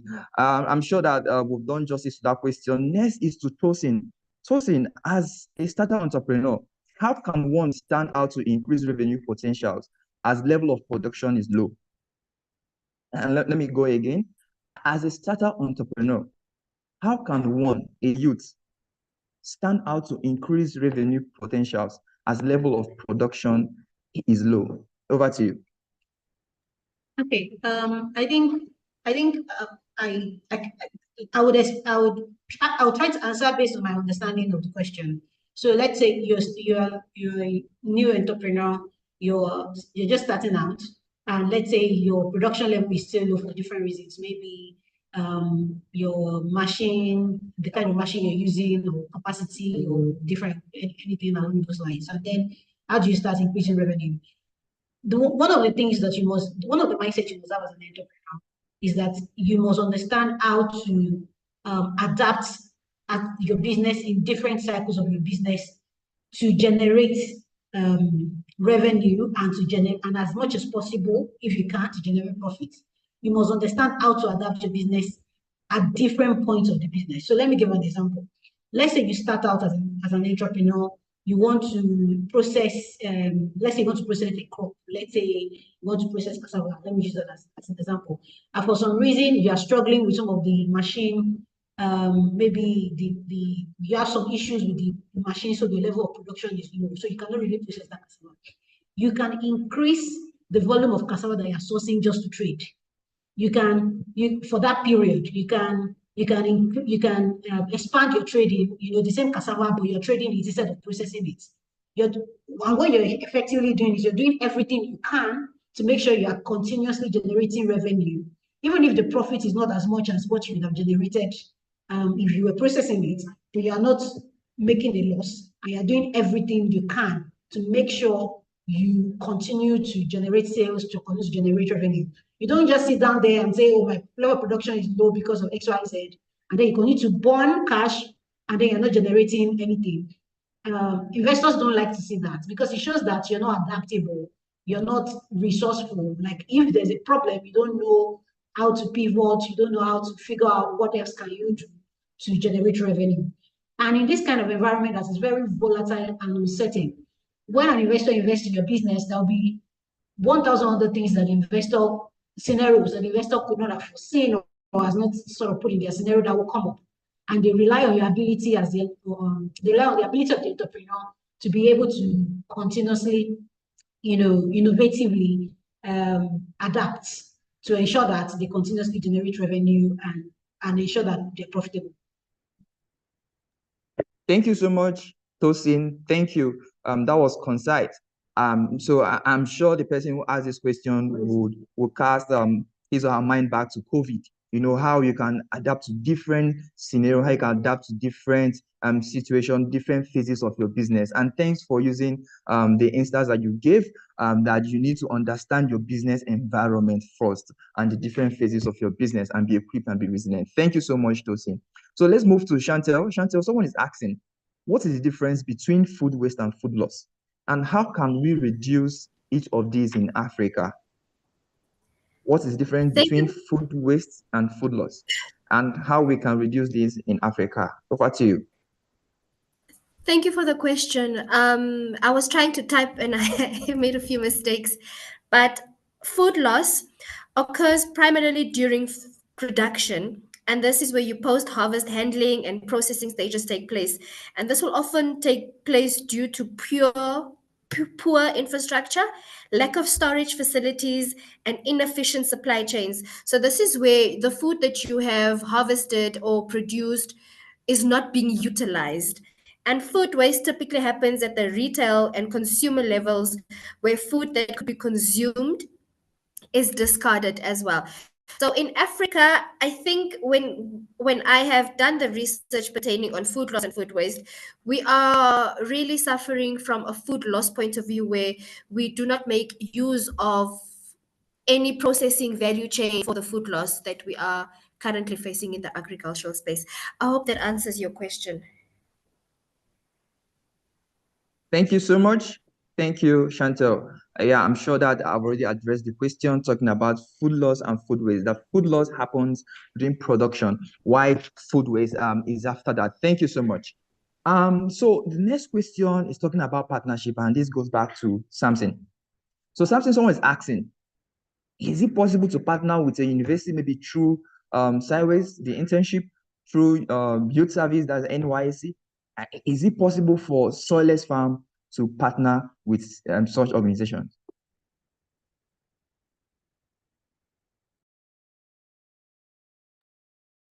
Hello, Samson. Hello, Samson.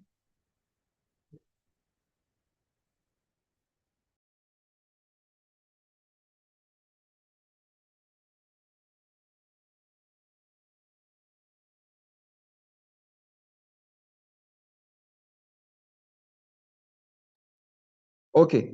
Okay, so while we wait for Samson, some other person is asking, and this goes to Tosin. So the person wants to know more about Sahel Capital and if they have opportunities for youth in agribusiness. Tosin.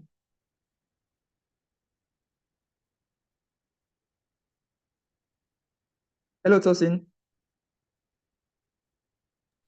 Yes, Wisdom. Sorry, I started speaking, but I was on mute. Thank you for the question. Let me give a brief overview. We are an investment firm, so we deploy capital into agribusinesses. We have raised about $90 million over the last 10 to 12 years across two funds. Our first fund was focused on Nigeria, Fund for Agricultural Finance in Nigeria, and it's now fully invested. And our second fund, Social Enterprise Fund for Agriculture in Africa, is focused on broader Sub-Saharan Africa, covering 13 countries. And we're actively currently investing from that fund. The fund is primarily a private credit fund, meaning the funds we deploy is mostly like debt, but we have a little room or a little bit of flexibility to deploy equity in very select or rare cases. That's an overview. We're currently raising our third fund, which will be the successor fund to FAFIN, our first fund. We're targeting $120 million will be invested across West Africa, with focus on the 4 key economies: Nigeria, Ghana, Cote d'Ivoire, and Senegal. Having said that, so we have opportunities for investment from CEFA. Currently, CEFA's ticket size is, I think the average is around $1 million, but the range is between $300,000 to $2.4 million. And then for our third fund, the one we're currently raising, the ticket size is higher than that.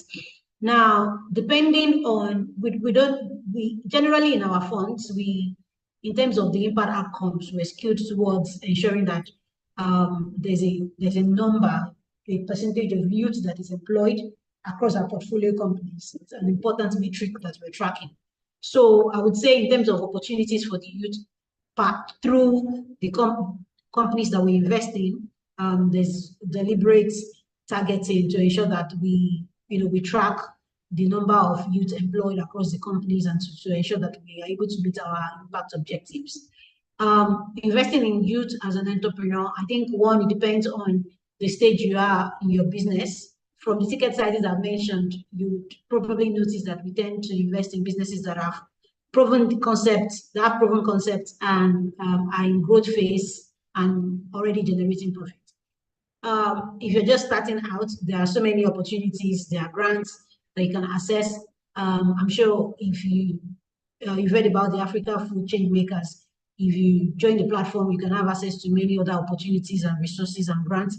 We'll tend to come in after as I said, the business is proven, the business has assessed some other types of capital, could be family and friends, could be from family and friends, could be grants, before coming to access capital from us. And sometimes could even be from another investor. So I think generally that's the funds we have and our approach to engaging with youth in this in the agriculture ecosystem. Thank you so much. Thank you, Tosin. That was concise and straight to the point. In fact, a lot of impact that Sahel Capital is doing in the African agriculture and nutrition landscape, even in the agribusiness. Thank you so much. To know more about Sahel Capital, please check the chat box and you'll see the link to the website. Don't forget that you can drop your question in the comment section, in the Q&A session, and your questions will be addressed. It's Samson on the call. Let's go back to questions to him. Hello, Samson. Hello, Samson. Okay, so there is a question to Tosin. Tosin, someone is asking, most youth have been encouraged to explore the diverse sectors of agribusiness, but I believe one should first have a reasonable wealth of experience before venturing into the sector alone. On that note, Ma, does Sahel offer internship for students and graduates, and what are the criteria that must be adhered to before they are accepted? I think this was addressed during the brief introduction to Sahel Scholars Program, but I don't know if you want to throw just a little light on that, since the question was addressed to you. Yes, Wisdom, it was addressed during the introduction. So we offer internships as part of the Sahel Scholars Program, and this conference is one arm of that program, and then the internships are the other arm. So the companies in the Sahel group, that Sahel Consulting, Africa Food Change Makers, and Sahel Capital, we offer internship opportunities or slots to students through the Sahel Scholars Program. So that's the one that I would say is regular because we do it annually. Depending on need and the opportunity and different business cycles, we have internship slots for maybe NYC, but those are not on a programmed basis like the Sahel Scholars Program, and they will be ad hoc and they will be need-based. Thank you so much. Thank you. So there's another question to Chantel. Chantel, we are coming back to you. So how does your company, that's the Buttercup Farmhouse, boost energy and long-term health of South Africa naturally? And what are some of the approaches your company has used to promote the habit change that could significantly impact your well-being as a South African? Chantel. We'll take that bit. There's a rider to it, but this first. Hi, Chantel. Please unmute. I see you're speaking. You can unmute.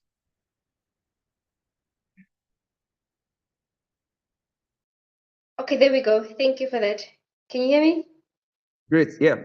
You're good. So yes, I would like to make an example with our personal challenge in our household.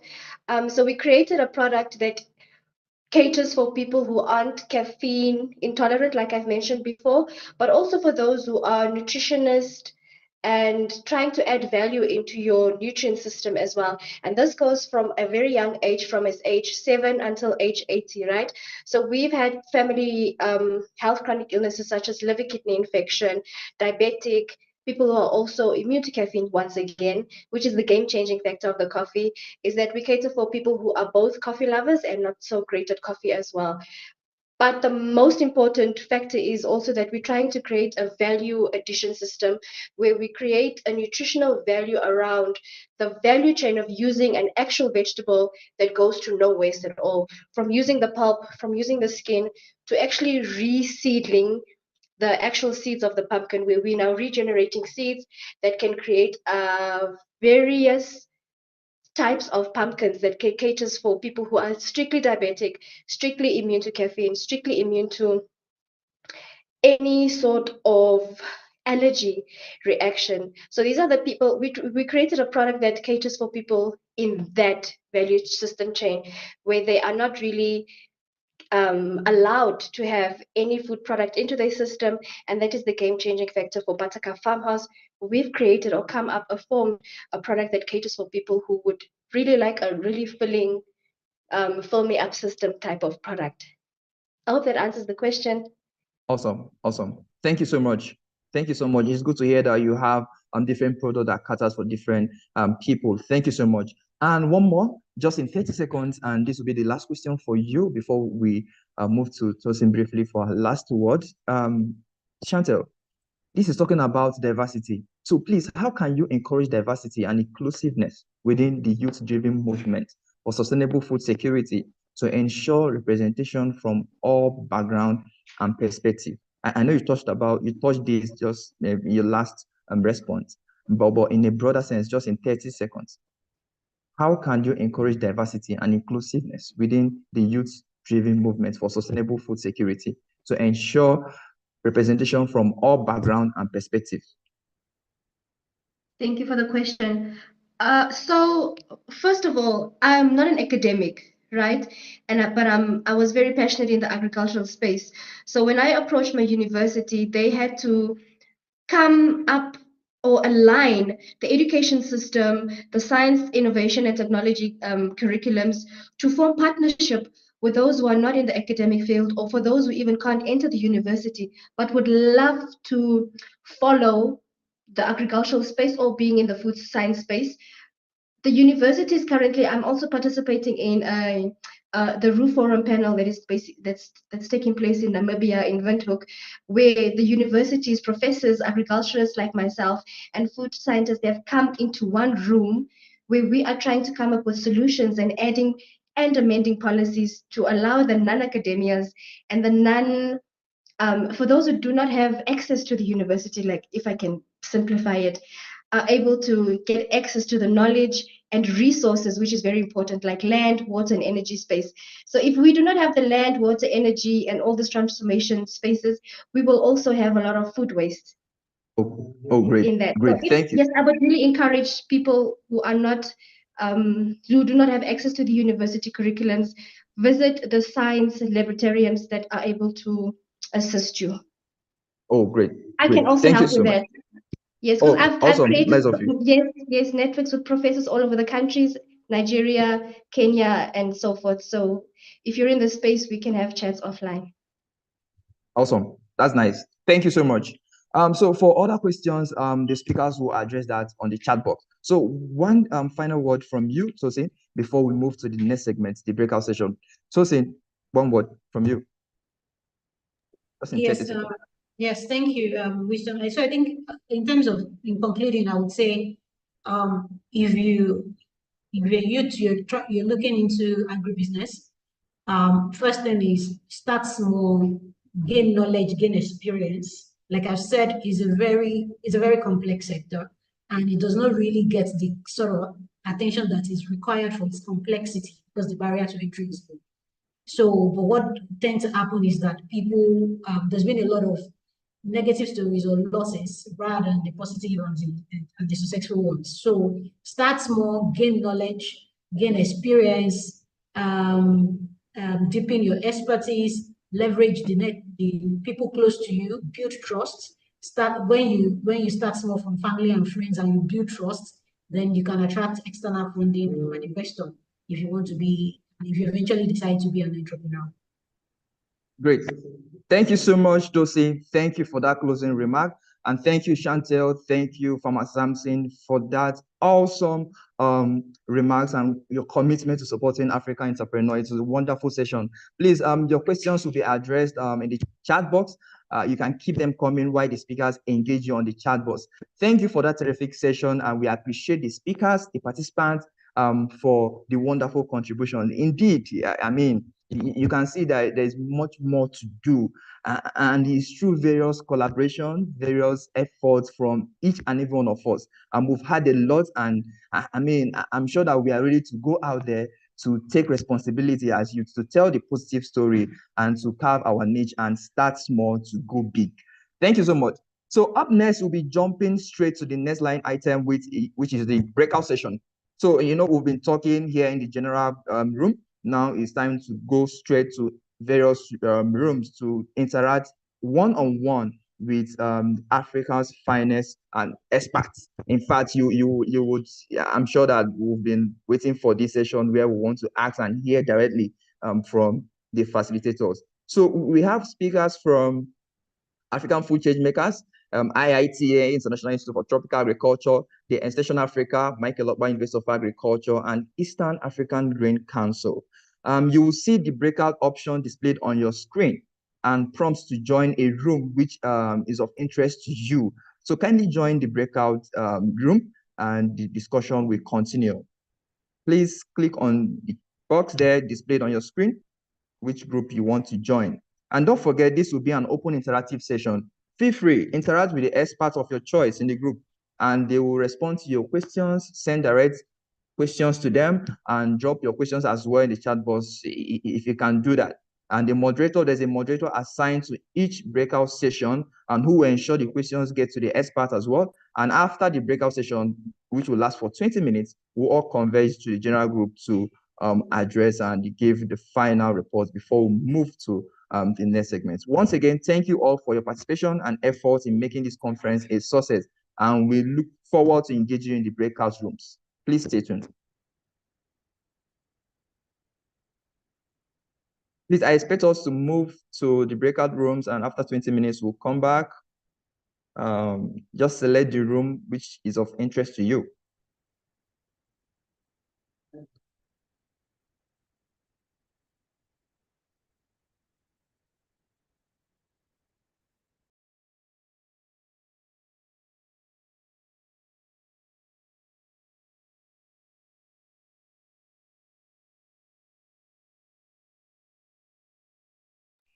Thank you. Keep moving. Keep moving.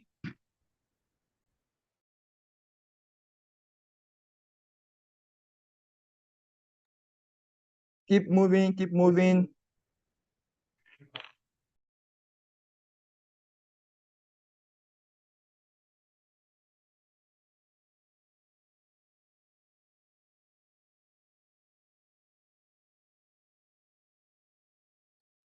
Okay, I can see the comments in the chat box. So you can join room 4 instead.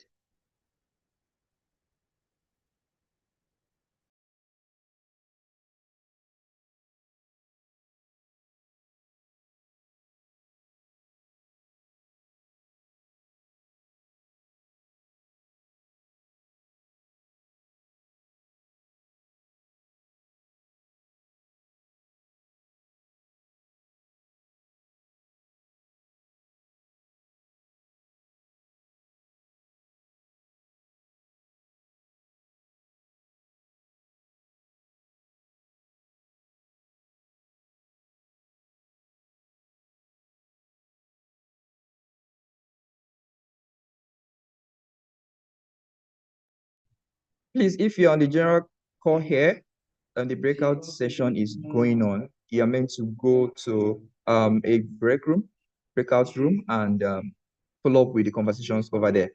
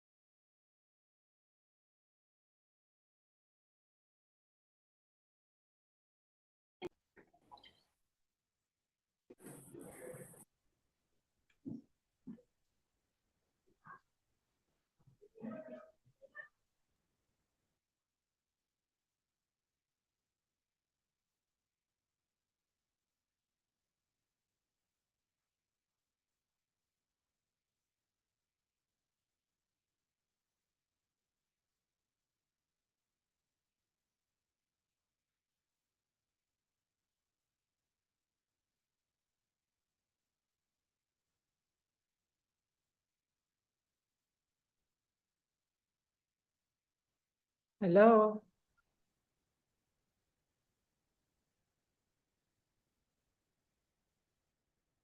Is someone there? Good afternoon, Dr. Beatrice. Yes, you are back to the main session for the event, just back to the general session. It's no longer the breakout group now. Yeah, I wanted to go back to the breakout group to answer. There were several questions in the chat box. Okay, they're Is still that- in chat box. If you just go to the normal chat box, at the bottom of your screen, you see chat. All the questions are still there, ma'am. Thank you very much. Okay. I'll go Thank you, there ma'am. and start answering while waiting for the others. Okay. Thank you, ma'am.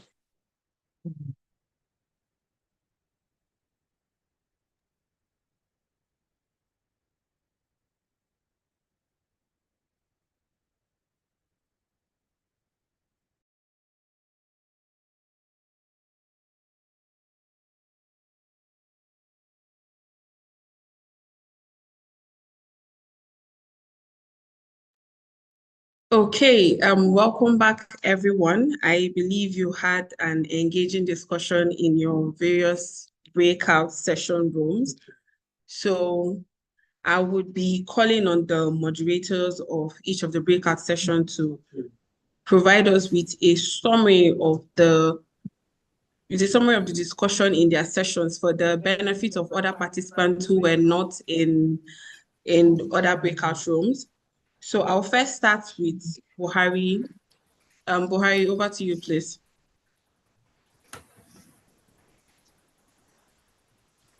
Okay, thank you so much, Anna. So for our group, we had a discussion on reinventing agricultural education to fit current realities, where we had Dr. Matthias Ekedo, who facilitated the session. So he made mention that it's actually an important thing to do, and given the current realities, we are facing a lot of challenges around climate change, food insecurity, and all of that. So it is very important to actually, first of all, update teaching methodologies to meet the current realities and needs of the ever-changing environment.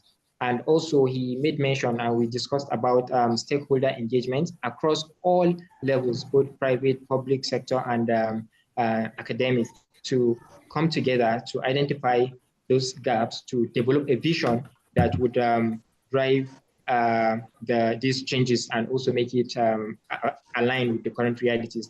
So defining the goals of agriculture, what our vision is, so that every stakeholder understands their role and what it means, what agriculture means to every stakeholder. That way, we would be able to face the current realities and align the agricultural education as it fits every other stakeholder. And next is also strategy development. There's need to strategize how we need to approach this based on each stakeholder's contribution, and also look at the emerging trends, how we can align ourselves and shape the entire sector with the emerging trends. Here, we also talked about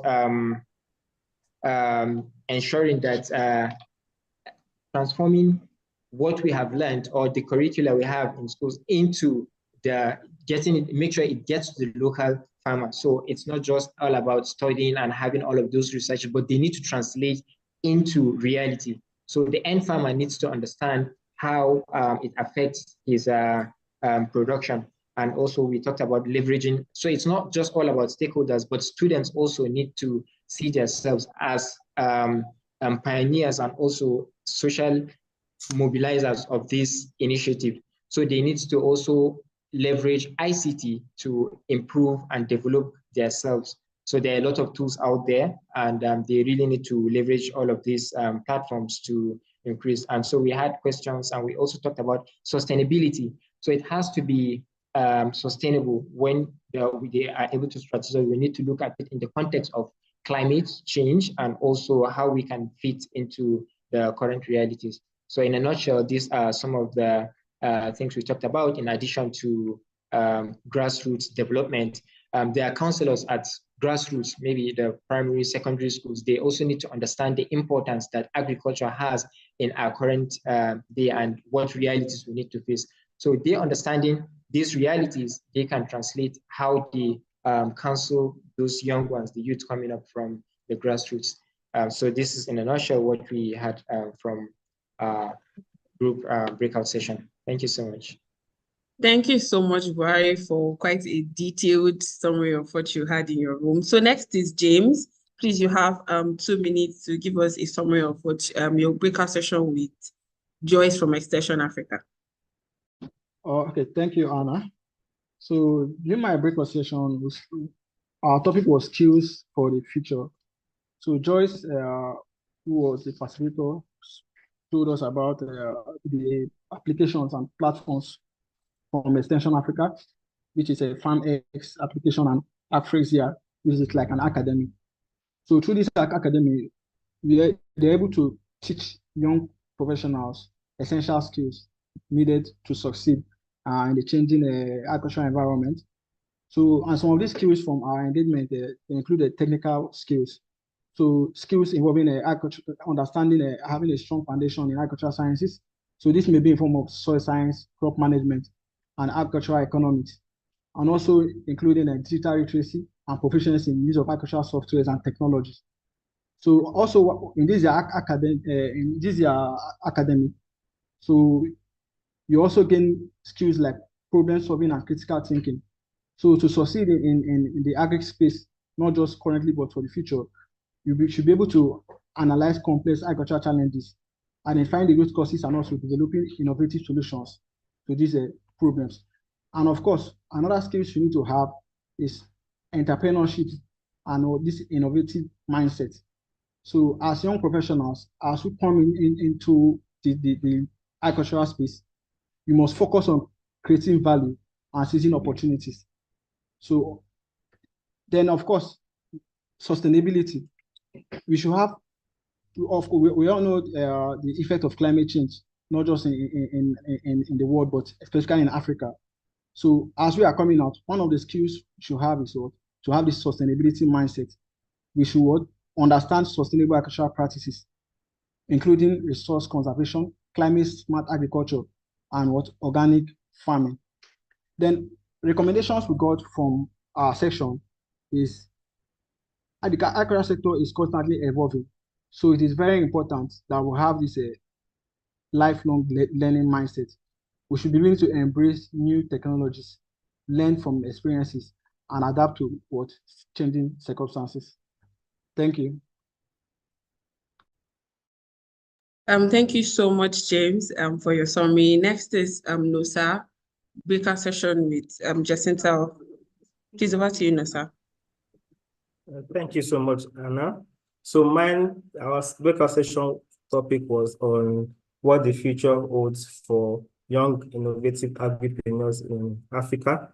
And Jacinta was readily able to share insights on the challenges young entrepreneurs face, the future trends and opportunities in the agri-food space in Africa, and also some recommendations and essential skills young entrepreneurs should adopt or have to progress. And part of the challenges the breakout discussion team members highlighted were challenges from post-harvest losses in terms of the manufacturing aspects, infrastructural challenges. We also talked about the limited access to capital. As a young entrepreneur, most entrepreneurs don't have access to capital to start their businesses. We talked about limited access to land as well. So we were able to profile essential skills and competencies that are necessary for young entrepreneurs to adopt to the changing agricultural landscape, which was part of them was to think of starting small and also scaling.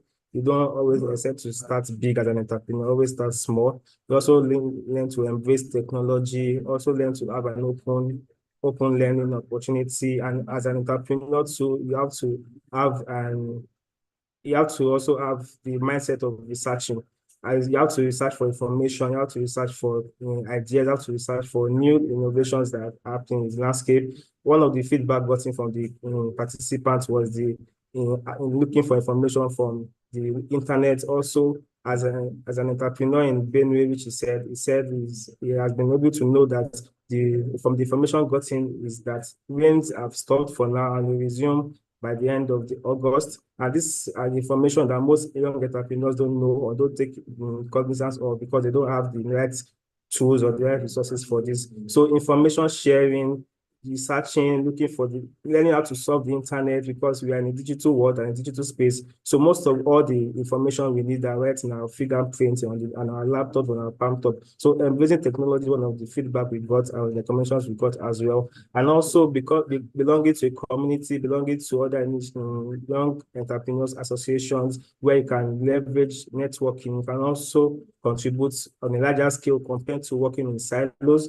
You might have an initiative, you might have an idea, but because you are working singularly, you are working with your own mindset, you might not be able to achieve what you're supposed to achieve. Unlike belonging to a community or belonging to more entrepreneurs with the similar mindset can help you, can prolong your impact and scale up what you are doing. Okay, thank you. And I think that's what we captured on our group discussion. Thank you so much. Thank you so much, Lusa. Please, we'll be going to Moyo. Please, you have 2 minutes. Thank you. Okay, in group 4, we were spoken to by Dr. Beatrice on opportunities and positioning for female agricultural researchers and agripreneurs. And some of the key things we learned are about starting small. One, start small. There's an opportunity at every stage that you are. Just look back, think about where you started from and where you are now. You've definitely grown, and there are opportunities at every stage that you go through. Just have a clear vision. The second thing that we learned was about knowledge, always looking for knowledge. So in the sense that there are opportunities everywhere. So just position yourself for those opportunities by gaining knowledge as much as you can, so that when those opportunities pop up, you are in the right phase, or you have what it takes to tap into those opportunities. Also about starting small, Dr. Beatrice mentioned about looking at our surroundings. So before thinking of fixing a very big problem, look at your surroundings, look at the small things around you that you can provide solutions to. She also mentioned about the IITA website having a lot of resources. So in case you did not study agriculture, or you just need some more information about agriculture generally, IITA website has a lot of information where you can learn more. And generally just the internet, you can learn a lot from the internet, from the IITA website. She also mentioned that the IITA is always looking for women to employ. Just position yourself in the right way and have the right opportunities, and these doors will open up for you. I hope this is within 2 minutes. Yes, it was. Thank you so much to our excellent breakout facilitators. From the summary, it is evident that the discussions were enriching, and we encourage youth to take bold steps towards nourishing tomorrow. Okay, now we're going to be moving on to the moment we've been waiting for, and I hope you are as excited as I am. It is time to announce the winners of the 2024 Sahel Scholars Pitch Competition. This year, we had an amazing, remarkable 193 students submit their innovative ideas, all focused on creating youth-driven solutions for food security. It was a tough competition, but every participant showed incredible passion and ingenuity. So let's give a virtual round of applause to all our participants of the pitch competition. And to our esteemed judges, we are very grateful. It has been a challenging task, but after much deliberation, the top 3 have been selected. And to reveal the winner of this pitch competitions, we have no other person than Aisha Hadija, a partner at Sahel Consulting and one of the driving forces here at Sahel. Aisha leads strategic consulting and development initiatives, enhancing the capacity of public sector actors to formulate and implement innovative and inclusive policies that increases productivity, creates job opportunities, and increases the livelihood of millions of stakeholder farmers. Over to you, Aisha. Thank you very much, Anna, and good afternoon to everyone that has stayed with us thus far. Thank you very much. And it is my absolute pleasure to actually go through this session. You have heard that we announced a pitch competition for students in African universities to pitch us an innovation on a school-based project. And yes, we have our judges. Thank you very much, Professor Happiness, Drisa. Your input was very valuable. Dr. Matthias, Chuka, and Dr. Nana were our esteemed judges who went through all these pitches.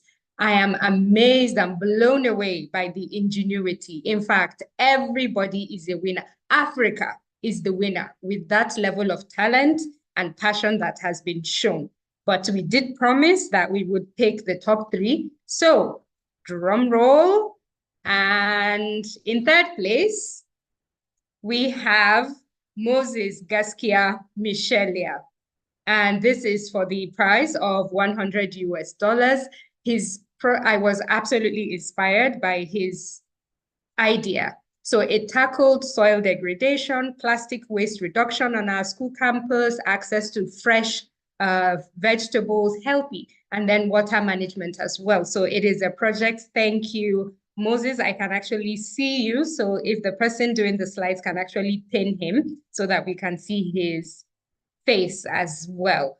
It's an idea that is utilizing vertical farming and reducing plastic on our campus. Congratulations, Moses.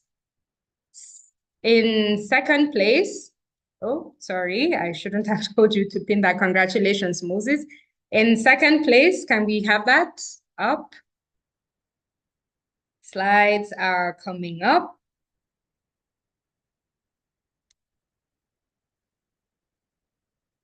Well, I'll go ahead. In 2nd place, we have Ikmat Oyindamola Ayankule. And your story absolutely inspired us for the price of $300 US. Her idea is putting together tech. So there's an app called the Greenflow app that makes the journey easier for producers, fresh producers of fresh produce, to get products to consumers directly. And then we've heard about food waste and food loss, and then it's also incorporating solar-powered storage facilities to make sure that these fresh produce get to where they need to get to. Healthy, trackable, safe. Congratulations, Oyindamola Ikmat. We are very happy with your idea, and you and Moses, and the 1st place winner will definitely be hearing from Sahel Consulting, because we would like to go ahead with this journey with you. Congratulations, 1st runner-up. And in 1st place, the winner for the Sahel Scholars Pitch Competition 2024 is Dorcas Oderinde for the prize of $500 US. Using unused land in our campuses and turning them into productive edible gardens. Already, Dorcas has secured 2 plots of land on her campus and then linking that up to food banks. This is an idea that is projected to reduce the weekly budget of students by about 25%. Congratulations, Dorcas, and team members are already discussing as to how best to reach out to Dorcas and then find a way to support this idea, because we would definitely love to see all these 3 ideas come to fruition. Congratulations, winners. Congratulations, pitchers, and congratulations to everyone that has been a part of this. Over to you, Thank Anna. you, Aisha. Thank you so much, Aisha. To our winners, your ideas have truly inspired us, and we cannot wait to see it come to life. And a big thank you to our judges for their time and expertise. Before, as it is our tradition, before we call up the next, the final session of this event, we would like to take a group photo. We call it a family photo here. So kindly turn on your camera, put on your best smile, and say cheers. I want your smile to be bigger than mine, actually. Okay, so I can see James' camera is up. Helen, Dr. Beatrice, Mr. Chukwu-Ebuka's camera is on. Please, let's keep turning on our cameras, please. Please come. Okay, so you can turn on your cameras now. Want to see your best smile. Thank you, everyone. I'm still waiting for the big smiles. Okay, team members, kindly take our family photo snapshots.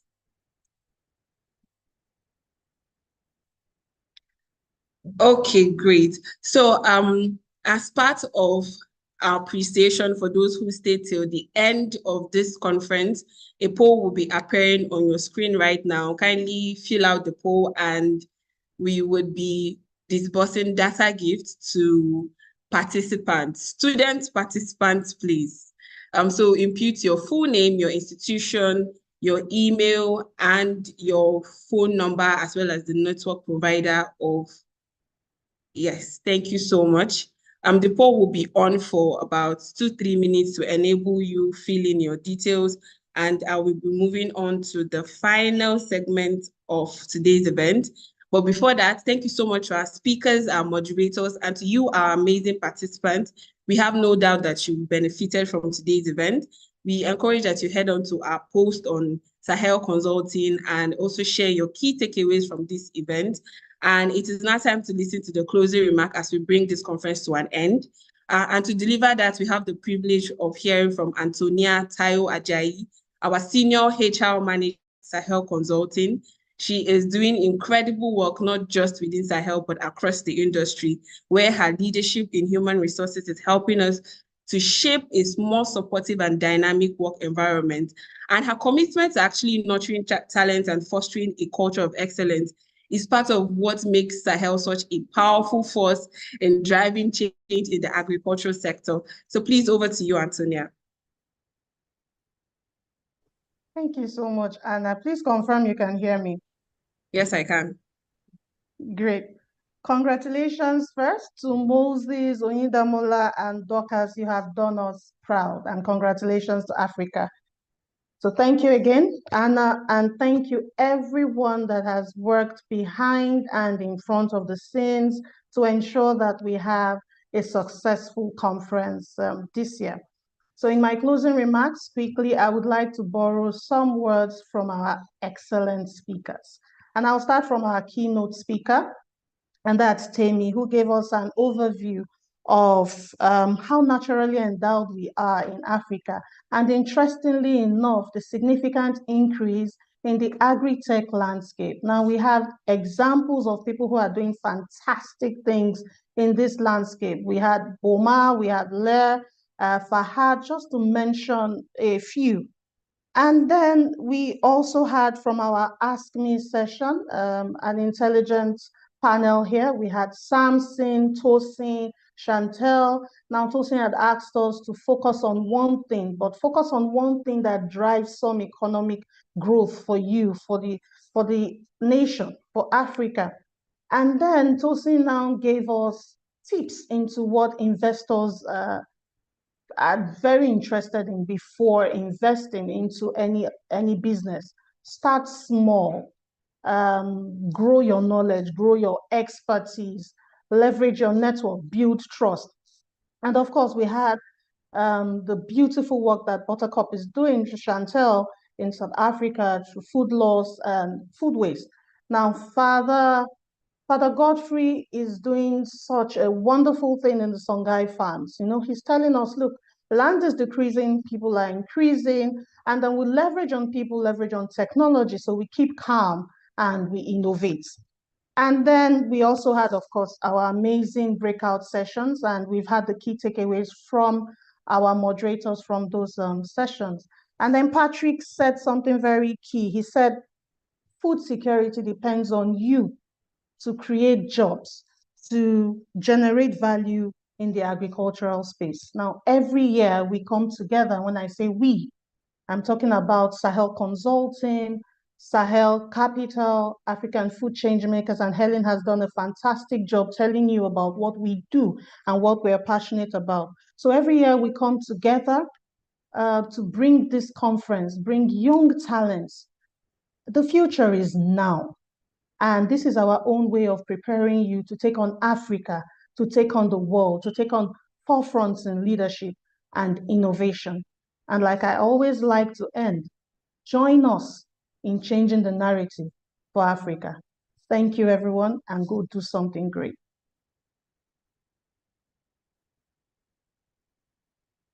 Anna?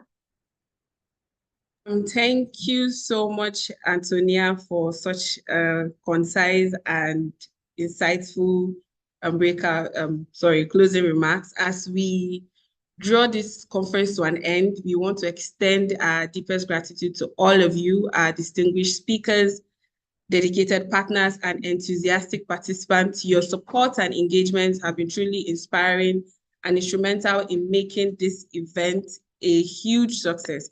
Remember that the conversation does not end here. Stay connected and continue to engage with us on all our social media pages, where we'll keep the dialogue going and share updates on all our future initiatives. Thank you again for being part of this journey with us towards a brighter and more sustainable future for Africa.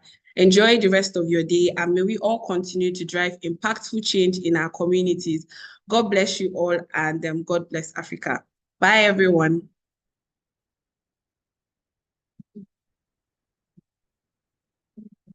Okay, and so just before everyone leaves, I think the poll is still up. I can see people asking about the poll, so feel free to fill it up while we're waiting.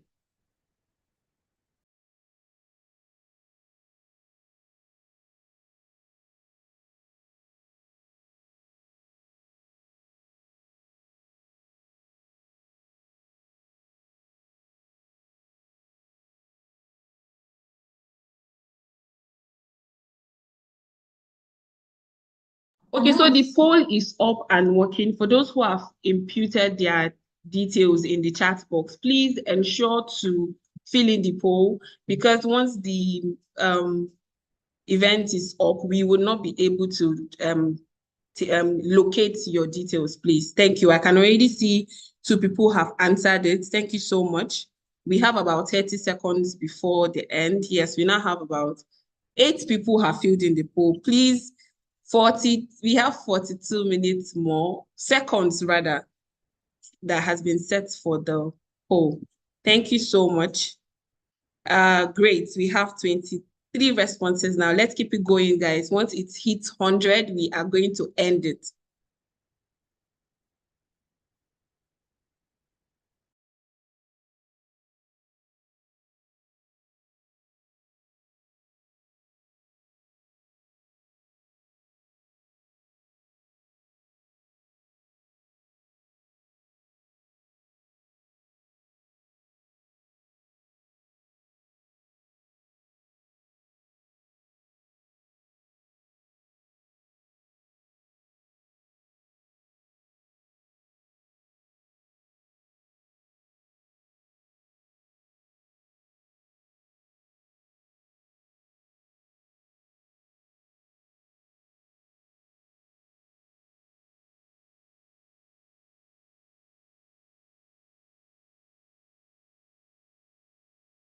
Okay, so we have less than 20 minutes to go, and 20 seconds rather to go, and would be ending the poll and also the meeting.